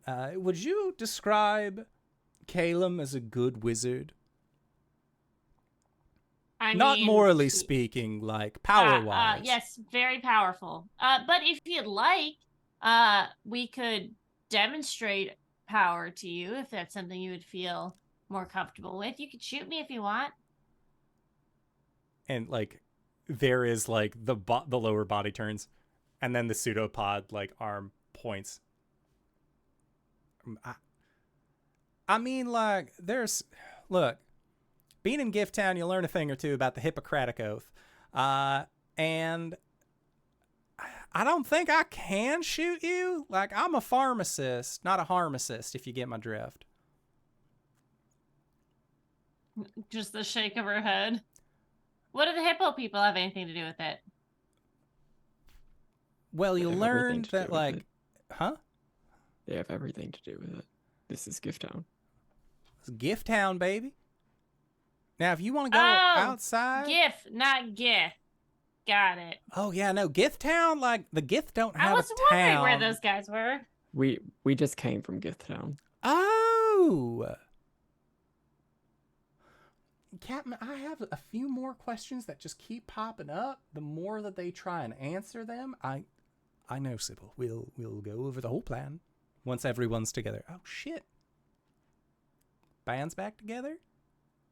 Calliope is going to be joining us, yes. count me on board. Don't need to say any more. Although I'm sure an explanation will be a refresher course will be nice when we get to the point where we are sailing into the core of a black hole. Any road. It's gonna be great. It's gonna be fine. And they just begin like packing bags and getting everything ready. Cori and Caelum, so you your eyes are set on the shipyard. You also were aware that there was somebody that you needed to pick up in Gift Town, but apparently Skizznibat and Robinson have a method of communication where Robinson is alerted to the fact that you don't need to do that now. You don't need to go to Gift Town if you don't want to. No, I keep forgetting I have that spell. Sending? No, it's the mind link spell. Where like you can just link up minds and then go about your day. Telepathic bond. Nice. Okay. So to the shipyard, I believe, is the next station. So when you are getting close to the shipyard, you can see that your spacefaring vessel is a mechanical dragon. And somehow that is not the wildest design choice that you have seen for Spelljammers. Going up to the shipyard, you can see that one just looks like a straight, like, terrestrial galleon that has a big-ass cannon loaded onto the front of it. You see one that looks like a scorpion, another that looks like a pond skimmer, another that looks like a squid, which is more like an arrowhead squid and not like a nautiloid squid. Yes. Can there be one that's a ball with arms and a cannon on the shoulder? Yes, ball is most certainly there. Love Ball. You see that that's actually like it seems like it is being used to help construct on the other vehicles as well. And when you arrive, you end up going to the foreman, who is a halfling by the name of Meridian Sandyfoot. And Meridian Sandyfoot, seeing your group approach, says, "Ho-ho, and hi there, friends. What can I do for you? I see some familiar faces here. You're not here to steal my best shipwright, are you?" And Robinson says, "I mean, we're not really stealing, but if you force us to kidnap them, just know that we mean no harm by it." And Meridian says, "Oh, no harm, no harm. I mean, when we took Madeira and Thora aboard, we assumed that one day adventure would call. As happens with most everybody here on the Rock, you either sit here to become a fixture, or you go flying off into space to have grand adventures. Now, I feel like I've done a disservice. Hello, my name is Meridian." And he will extend a hand to Caelum. Caelum, pleasure to meet you. Caelum, nice to meet you. And you must be... Like, hand up to Cori. It's Cori. Cori, wonderful to Sorry, meet I you. was just keeping my head on a swivel. Oh. You don't have any enemies, do you? Why are you looking to make one? No. I'm just making sure that you're not going to get attacked. Oh, no. Nobody would attack us here. That'd be foolhardy. Is that Make an insight so? check. Me as well, or just Cori? Yeah, you both can make an insight check. Coolio. 18. An 18, okay. I have to... Do it. Do it, game. I demand it. Or did you send it to the thing? I have a new setup There it is. I got a 6. Okay, Cori, Oh no, I hit it twice. I got a 15. a 15. Okay, yeah, the both of you. This guy is giving off the same vibe that the juggler gave off. Oh, good. Oh, Excellent. good. This is Okay. the area boss. Got it. Yeah, Yeah. He definitely has that, like, the whole shipyard is his. And if you want your ship to work well, you don't piss off the guy who builds ships. It's a very generalized rule here on the Rock. If you want something done, don't piss off the guy who does it. Don't Well, piss it off was the a guy bad cooking i- your food. Yeah. It was a bad idea for the Red Hoods to attack the juggler as well, and yet they still did it. Oh, So- no, that's more of like a territorial squabble, you know. And there's no territorial squabbles happening here? If there was, and I found out who was causing the squabble, there's more than one way to lose a house. I'm just saying. Anyways, you came for your ship ride? Hey, you know, we like to have fun here. Halflings, Yeah. you like food, drink? Anyway, so you're looking for Thora, I'm guessing? Yes. If you'll give me a brief moment. And he pulls out a sending stone. My love, yes, no, it's time. He hangs up. I'll get Madeira. She's apparently been working on something in private that she wants to show the captain and all of that. And, you know, if you see Skizznibat, tell him I said hi. And this little halfling sort of like trudges off into the back of the shipyard. Oh, and if you see anything you like, you know, if certain things fall specific ways, maybe we could work out a deal. And Calliope just, we're good, Meridian. Thank you.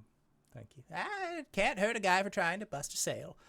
And Meridian will depart, and when they and sort of leave your group. And Robinson just, yo, fuck, that guy makes me nervous. He's just like so happy on the exterior, but like you could tell there is like a place of darkness deep inside of him. Oh yeah, no, I got that too. And like you can see there is like the full body hair shake from this bugbear. No. And Calliope, what? I think he's fun. Yeah, you think a lot of dangerous people are fun, and they generally aren't boring, therefore fun. I think we have differing definitions of fun.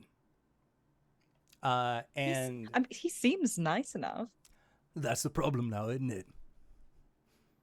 He's always nice enough till he's not. And as he says that, you wouldn't be talking about me, would you? As Meridian makes his way back. Oh, no, sir, no. You know what they say, light steps and all.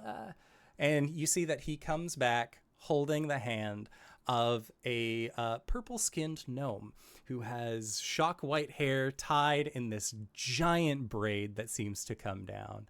And he says, I am going to miss you so much. And she says, I know, but you've been missing me for the last 160 years, so what's another couple? And she kisses him on the cheek and then comes up to the party. Thora Drop Deep at your service. And who do I have the pleasure of speaking to? She extends her hand out towards you, Caelum. Oh, Caelum, pleasure to meet you. This one seems like he respects his elders. And what about you? What's your name? What's your deal? Hello, I'm Cori. Are you two like a thing? A thing? Yeah, are you like a thing? Oh, no. Oh, well. No. Well, a grandmother we're can friends, dream. but we're not together now. Actually, I'm separated from my loved one at the moment. You and I have a lot in common, and not just the years behind your eyes, sweetheart. I think she like genuinely like smiles a little bit and just kind of like tucks her hair behind her ear. And then you hear the sound of an explosion come from deeper in the shipyard, followed by a brusque, harsh voice swearing as you hear a hup, hup, hup, hup, hup, hup, as a series of mechanical, like, again, they're not really warforged. You would describe these as an auto gnome, begin carrying buckets of water. It says, motherfucker! Like, just yelling from down the shipyard. Just, I believe Meridia is almost done. Yes, here, come on. And Thora sort of like elbows Meridian. Just, why don't you show our company a little hospitality? Oh, yes, no, of course, hospitality and all of that. Yes, no, I wouldn't dream of it, dear. Thank you. So, last person to pick up here is, or at least that you are going to get is Madeira. And as Meridian takes you deeper into the shipyard, and again, you can see these variety of spell jammers. You end up turning a corner, and there is a what looks like a human-ish girl. And we say human-ish because there is still like a little bit of point to the ears, but it's not like an elven, like refined point, and it's enough that like you're guessing that there might be some elven way down the line, but you aren't sure. And she is just like yelling to her shoulder saying, yes, I know the cup link was wrong. It'll be right next time. Shut the fuck up. And then she goes back to working. And Robinson leans down to the two of you, Cori and Caelum, and just, have you ever heard of a Kalishtar? Have I ever heard of a Kalishtar? Make a history check. I'm good at these. I want their place of origin. I want their population count. I want... What'd you get? Natural 20 plus 11 is 31. Oh. Well, I got an 18 plus 0, and that's really good for Cori. Okay. Yeah, Cori, you have... you've heard of Kalishtar, kind of. You know that, like, in the Feywild, they didn't really come up a whole lot because it wasn't really, like, a Feywild thing. It was more associated with, like, the material planes, and material plane history was kind of boring when you were so close to being a Caelum. But, like, all there things... are elfie elves and elfie humans, and Kalishtar aren't elfie anything, so... So, like, really why pay attention to them other than, like when you would hear about a Kalishtar, like that was usually slang for like when you had like a sleep paralysis demon, like when you would like wake up in the night and like you would see a thing like off in the corner of the room, you'd be like, oh, like I got visited by a Kalishtar, like or a Kuori is what they were called. Whereas Caelum, you know, that's a thing. Kalishtar are most certainly things. They are human-ish. And we say human-ish because they are their own specific kind of people, where at a very young age, they will effectively form a bond with a creature known as a Kuori. Now, when they form a bond with the Kuori, typically it is, you would hope that it is... a more like back and forth style relationship. Sometimes the Kuori takes over. Other times they completely dominate the Kuori. Either way, it does give them magical psionic abilities. And they there aren't many of them around. Not for lack of, not for like that human lack of trying necessarily, but like they seem like they are almost a borderline like religious sect, where like they don't really like they aren't really keen on doing things outside of the church. Every once in a while you meet some that are indeed not part of the Kalishtar proper, but for the most part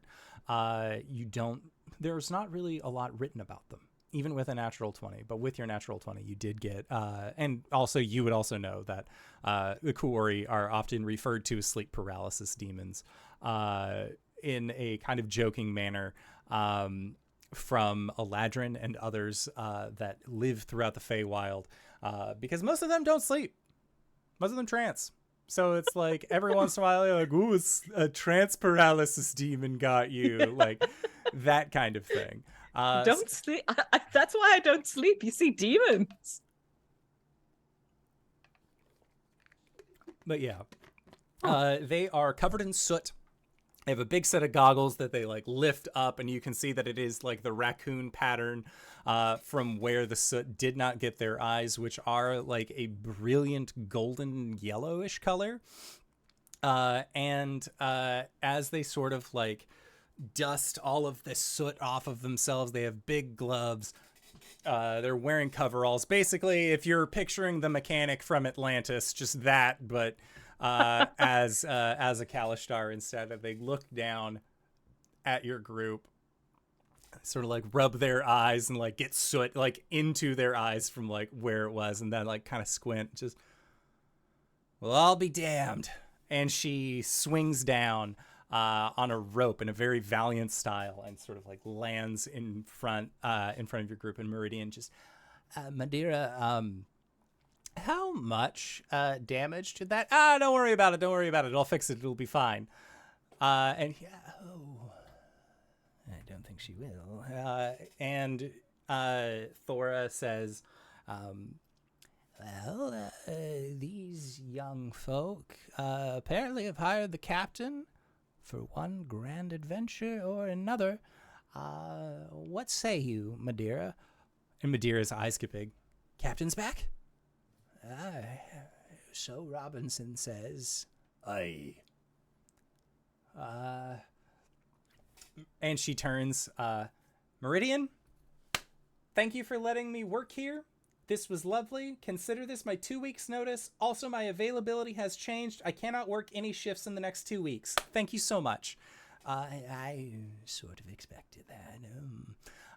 And Thora just sort of giggles and says, and claps Meridian on the back and says, don't worry, sweetie. I'm just going on sabbatical. She'll give him a kiss on the cheek. And at that, the two of them have joined your cadre, and they say, all right, well, we're only missing one crew member now. My boy, my son. And at that, Meridian says, I really wish you wouldn't call him your son. It's a little weird. Why? I made him with my own two hands. Balthazar is going through his rebellious teen phase, and he's turned off his sending receptor. Last I heard, he was working at the Man of War in the High Quarter. He said something about... I think he was getting wrapped up, and there was a lot of cooking shows that showed a rather party hard or die ride lifestyle for chefs. Something about a bear, I'm not really sure, but he seemed really into it, and sort of left us all behind. But if anyone can talk sense into him, it'd be the captain. And at that, Robinson like messages the captain. And says, the helm and the hands have been taken care of, Captain. All that's left is the boy. And meanwhile, over in Gift Town, having gathered Sybil into your group, Gwen, Arjhan, Grayskull, and Skizznibat, you get the call that all that's left is the boy. You know that he is going to be located at the Man of War, which was a very fine dining, lovely restaurant in the High Quarter. So Skizznibat suggests that we can either all go there, or he can send Sybil back. He'll probably send Sybil to the dock because it takes Sybil a little bit longer to walk places, because they sort of have to do this like jellied maneuver in order to do so, but kind of gives the location of where your ship is, tells them Bill and Ted are there, and at which Sybil claps as best as the two pseudopods can, because according to Sybil, Bill and Ted get into all sorts of trouble and are constantly needing medical practice done on them in order to keep them stable. So she's very glad about that, and will begin making her way towards the dock. The rest of you begin making your way towards the high quarter. And as you do, it is very clear that there is a difference of wealth and a difference of power between the high and the middle quarter. It goes from being a strip mall to being like how sometimes like a mall area will be like a city block where everything is nice and bougie and there are parks. There's even a lake. There is a large lake here in the Rock of Brahl, and it looks like there is a hill that has been built up specifically so that way people with affluence or who want to show off particularly how wealthy they are will always try and get a nice view of the Lake of Brahl, because obviously that's what people with money do. They just want the view. That being said, making your way through the streets, you could see like there are people wearing like gold-plated armor, bejeweled swords, that sort of thing, and Grayskull is like, is it wrong that I think they look like cans? Like, yeah, they're a little cans. gaudy, huh? It's a little showy, and like, notice how like none of them have scuffs? Yeah, they're just like for show and not for like actual use. It's kind of like I want to be like the first dent, you know? But like, this seems like the place where like they would definitely throw me in jail. And I don't know if you've seen this face, but I would not do well in there. Or maybe I would. I think you'd be great. I don't know.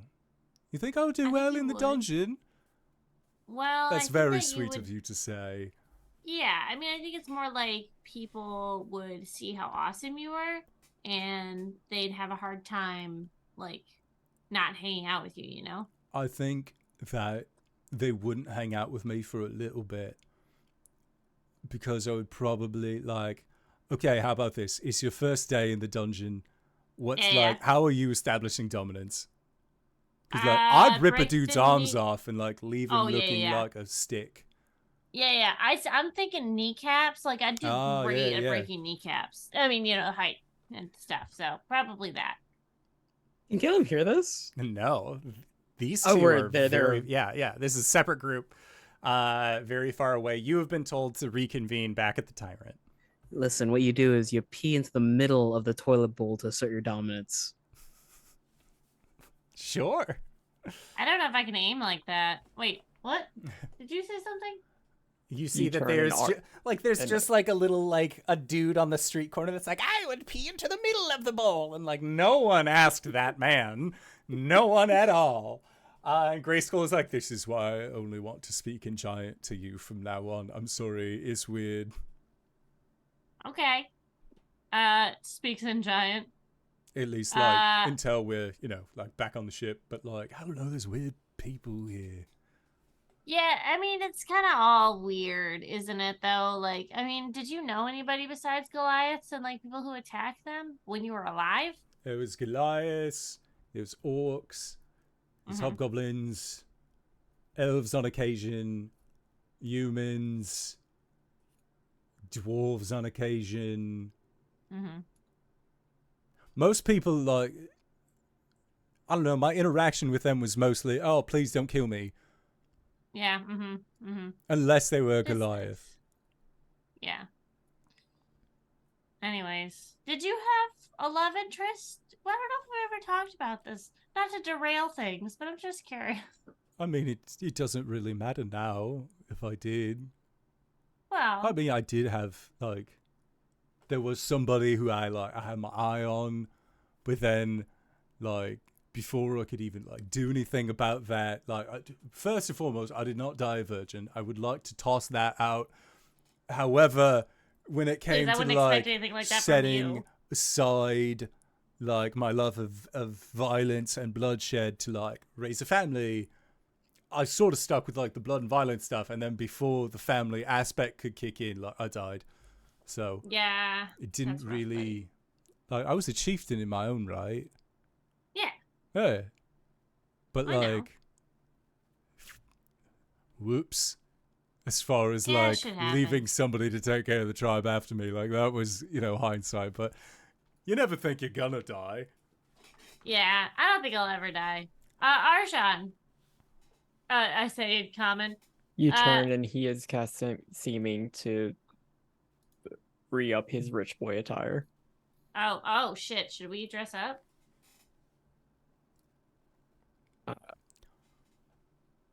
Do you I look want pretty to? fucking great right now. We just got me You new do. clothes. They don't even have mud on them. Do you want a ball outfit? I don't want one, but if you think it'd be better if I had one.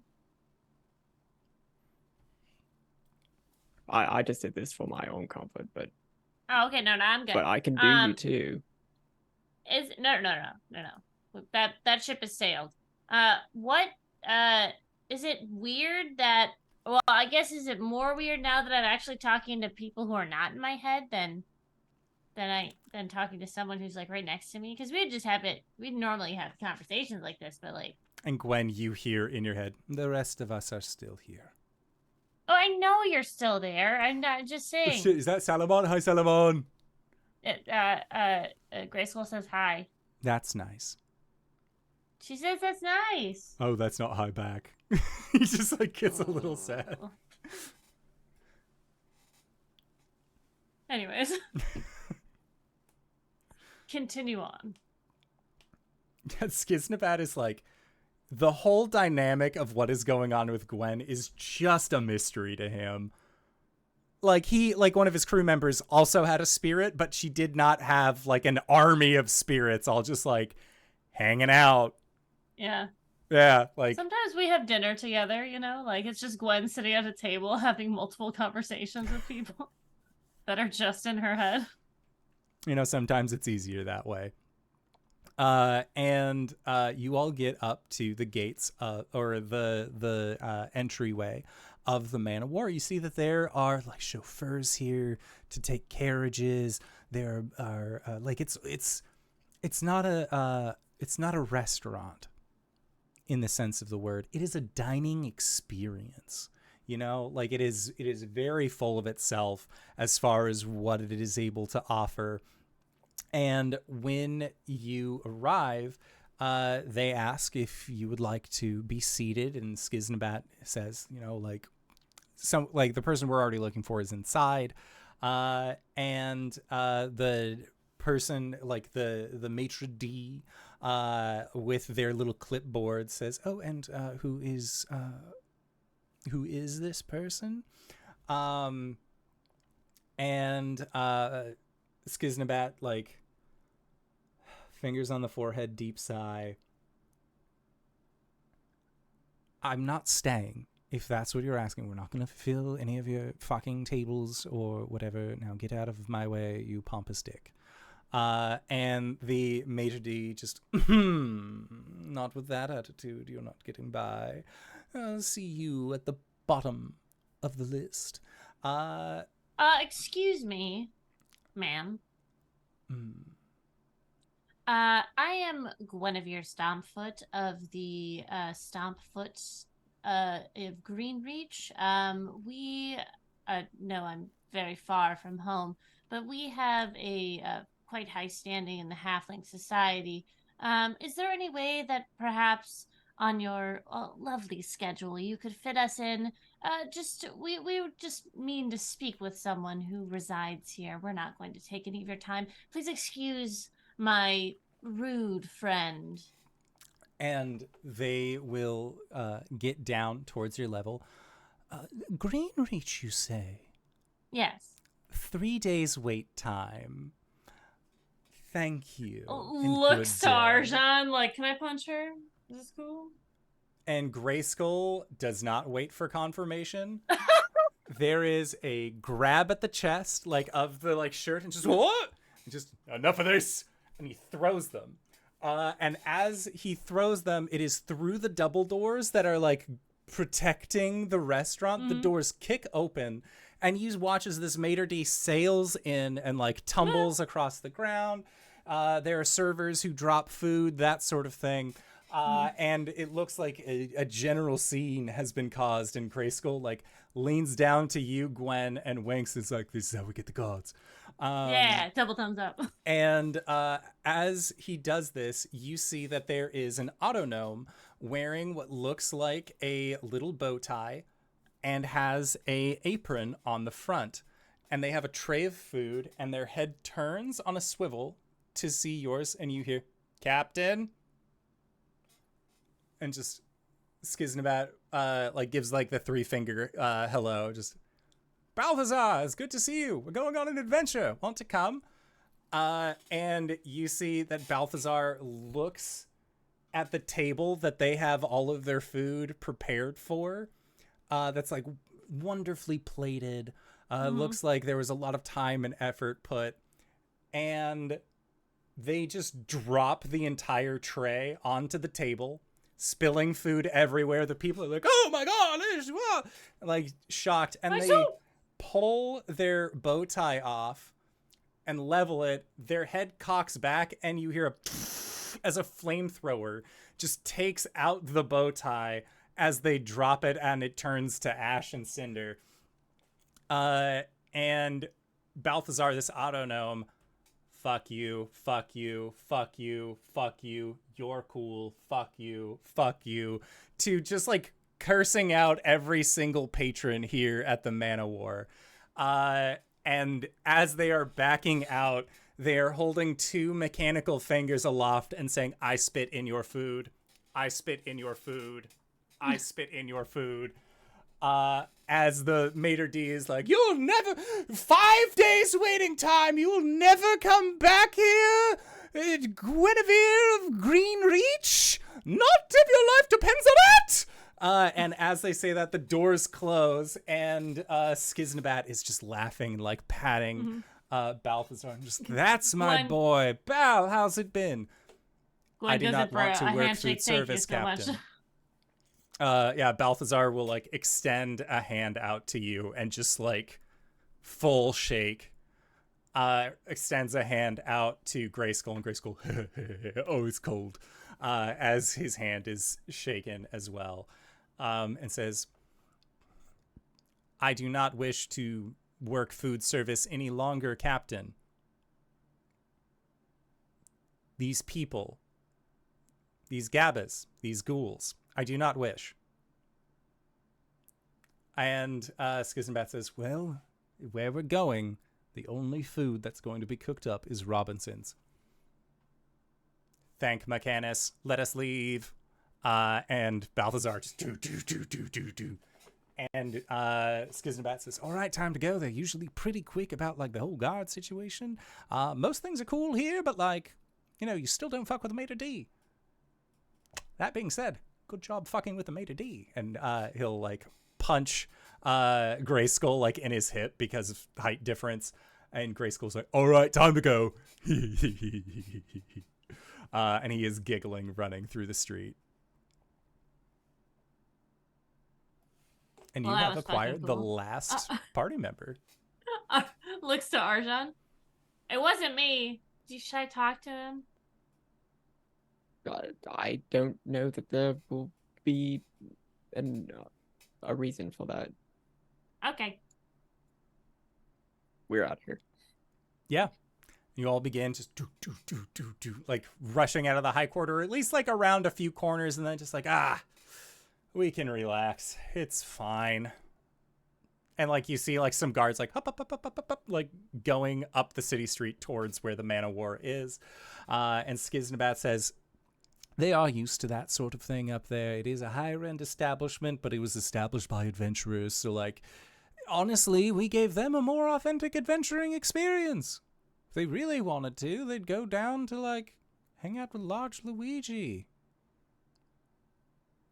That's a fine dining experience as far as I'm concerned. Anyways, gang, this is Balthazar. This is the gang. Hello, gang. Balthazar, everybody. Thora, Thora is going to be joining, and like if a auto gnome could roll their eyes, like they make like the like a very showy representation of it, and then says, I do not wish to share a room. That's fine. We have 2 ships. That's fantastic. You won't need to share a room, Bal. Like it'll be fine. It's going to be okay. I trust you, Captain. Do not make me regret that. And they begin walking. Just, he's awfully serious. He must really like you all. Good. And you all begin making, and at that, Skizznibat lets Robinson know that Balthazar has been acquired, and your group is heading back towards the docking bay, the shipyard where the mechanical tyrant is currently being kept. Upon your arrival, I would say that Caelum, Cori, your group is going to be arriving first because you stayed in the lower portion of the general Rock of Brahl, whereas Skizznibat and crew were up in the higher portion, obviously. That being said, you arrive back at the mechanical tyrant. Bill, Ted are there. They are talking to an ooze that has like a doctor's travel bag, and Rasa is just like just watching. It's like watching this unfold. It seems like her default is to not get too involved in conversation when she does not know the parties involved. Hey, we're back. Oh, you must be the good doctor. And there's no turning of the body, but you see that the direction of like where the arm would bend on the pseudopod to differentiate that it is looking forward versus back just snaps the other way, as their effective joints just reverse on pivot. And just, the name's Sybil. Nice to meet you. I am a practicing doctor. Well, pleasure to meet you. My name is Caelum. I'm, I guess, one of the people who commissioned your crew on this wizard? little... Yeah. It's good to have a wizard on board. Always good to have a wizard on board. What's the kind of shit you do? Like, A little bit of this, a little bit of that. Mostly blasting. I like this wizard.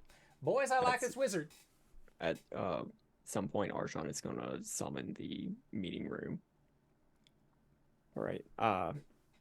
Before we get too wrapped up in introductions, I should explain what it is that you all may be signing on for.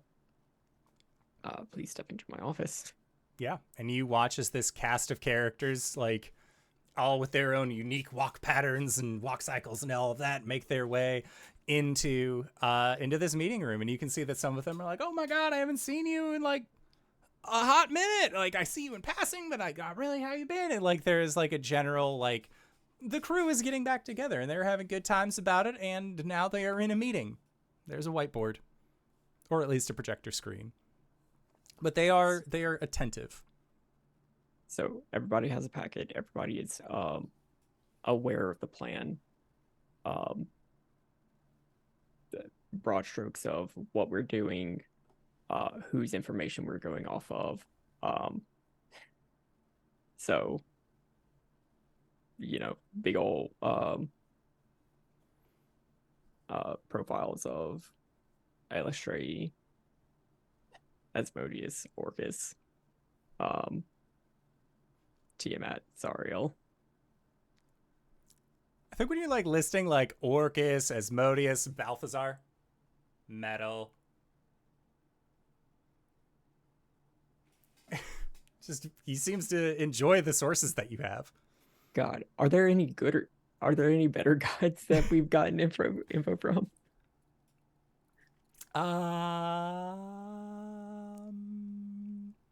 Does Talos count? You've gotten information from a lot of like on above board ne'er-do-wells as far as deities go. Raven Queen kind of gave you some info. We do have Raven Queen. All right. So we have all of the goth genders covered. And Arjhan's just gonna go through every the broad strokes of where we're doing, how likely it is we are to die, what's gonna happen if we don't succeed. If you are not willing to sign on, I suppose you can remain here in Brawl. Otherwise, just sign here. Compensation, benefits, all the other terms and services. And when you say that, Madeira leans in. Not to be, that person, but like dental covered? I can look into somebody who can fix your teeth. Sign me up. Yeah, and it looks like there is a brief moment after you're just like, all right, like here's the risk of death, here's everything that we have going on, and like you can tell there's like a bit of unease throughout the crew. But then when it comes time to sign, Skizznibat will stand and look to his crew and says, "You are all here because you are the best at what you do. You have also been my traveling companions through numerous traversals into the beyond. And look where we are now. I even healed. I figured out, like, they helped me become not a flump anymore. And I owe them that. And I know that each one of you owes me a lot more. I'm not calling in a debt. As Arjhan stated, if any one of you, for whatever reason, would like to stick behind, there's the door." You would have to go out that door anyway to get on the ship, but... Still, yes. That being said, if you all do this with me, do this one last voyage, then we can part ways. But know that if you do come, and you do join, your names will be remembered. You will bring honor to everyone who ever knew you, simply by existing. And I'm fairly certain, and he looks towards Balthazar, they can't charge you with crime if you've saved the multiverse before. And Balthazar, like, you can see, like, there's a whirring and then a ding as a, like, ooh, I can commit crimes if I do this. The point is, as your captain, we have been hired to undertake this journey, and know that I cannot do this alone. Who's with me? And there is a wave of hearty eyes as Skizznibat's crew agree to join you in your voyage to the center of the Eye of Doom. And I think as the group cheers, and Arjhan, you look at all of these able-bodied sailors, spacefarers, that have joined to your cause, that is where we are going to call it for tonight's session. So I'd like to say, first and foremost, thank you to everybody who decided to stop on by. I was having a great time. I'm always having a great time. And you know what? I'm going to continue to have a great time on this here show because I always have a blast with these fine folk. RJ, where can we find you? What do you do? Hey everybody, I'm RJ, and I really hope that we completed all of these crew members' friendship missions for our jump into the Mass Effect drive, because I don't want to see Garrus get impaled by an I-beam again. You can catch me over at the Hype Goblins on Thursdays, where we play D&D 5e with a twist. It's all third-party content. Saturdays over at G Game Nights, where we play Blades in the Dark. It's an amazing game. It's Ocean's 11, but grimdark. It's fun. Sundays, once again, over the Hype Goblins in the morning for Pathfinder 2nd Edition. We're going to have some fun there. Other than that, you can catch, did I say RJustice22 on Twitter, Twitch, and Blue Sky? Yeah, I did it now. Haha, DenakeHeater.com. Hello, everybody. I'm LBHackEmUp. You can find me at LBHackEmUp on the Twitters and the Twitches, where we will be playing Friday night. Lauren and I will be back streaming. We actually might have a guest, probably not this week, but soon. We met some dear friends at PAX, and we're going to be playing some Phasmophobia with some of them, so I'm excited about that. But we're probably going to be finishing up Dead Space this week. And then on Sunday, Playthings of the Gods is back. We are going to finish our fight with Mask, the god of thieves and trickery. They have done 244 damage so far to this beast, and he is not going down yet. So that'll be fun.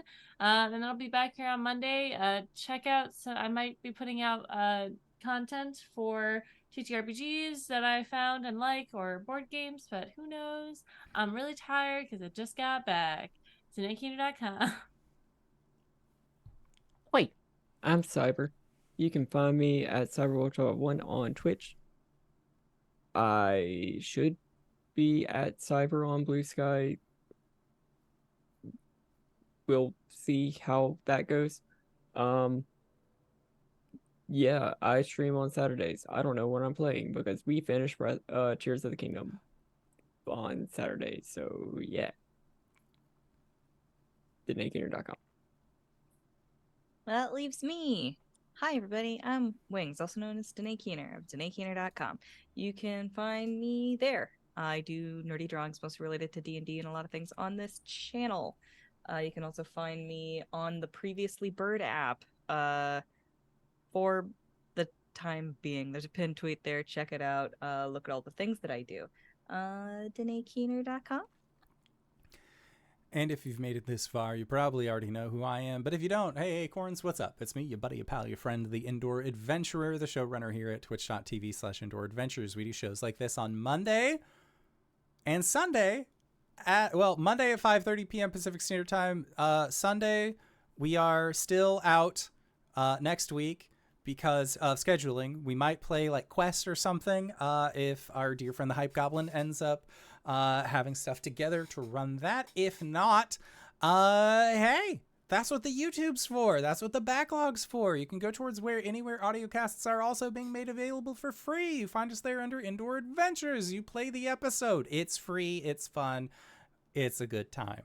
I don't know what the I know that next week we'll be able to play, and then the 2 weeks after that, I believe Wings will be out of town, and I will probably be using that time to move because I have a very quick turnaround for getting out of my current apartment. So that being said, look for us in the announcements either on Blue Sky, X, which is still just twitter.com, and the Discord. Discord's always a good place to go and check that out. That being said, we are not going to be having our after show tonight because, again, I got to go pack. LB just came back from Gen Con today, so we are going to be heading out. We'll see you all next week, and just remember, today is August 7th, 2023, and you are loved. We'll see you all next time. All right, everybody. Bye-bye.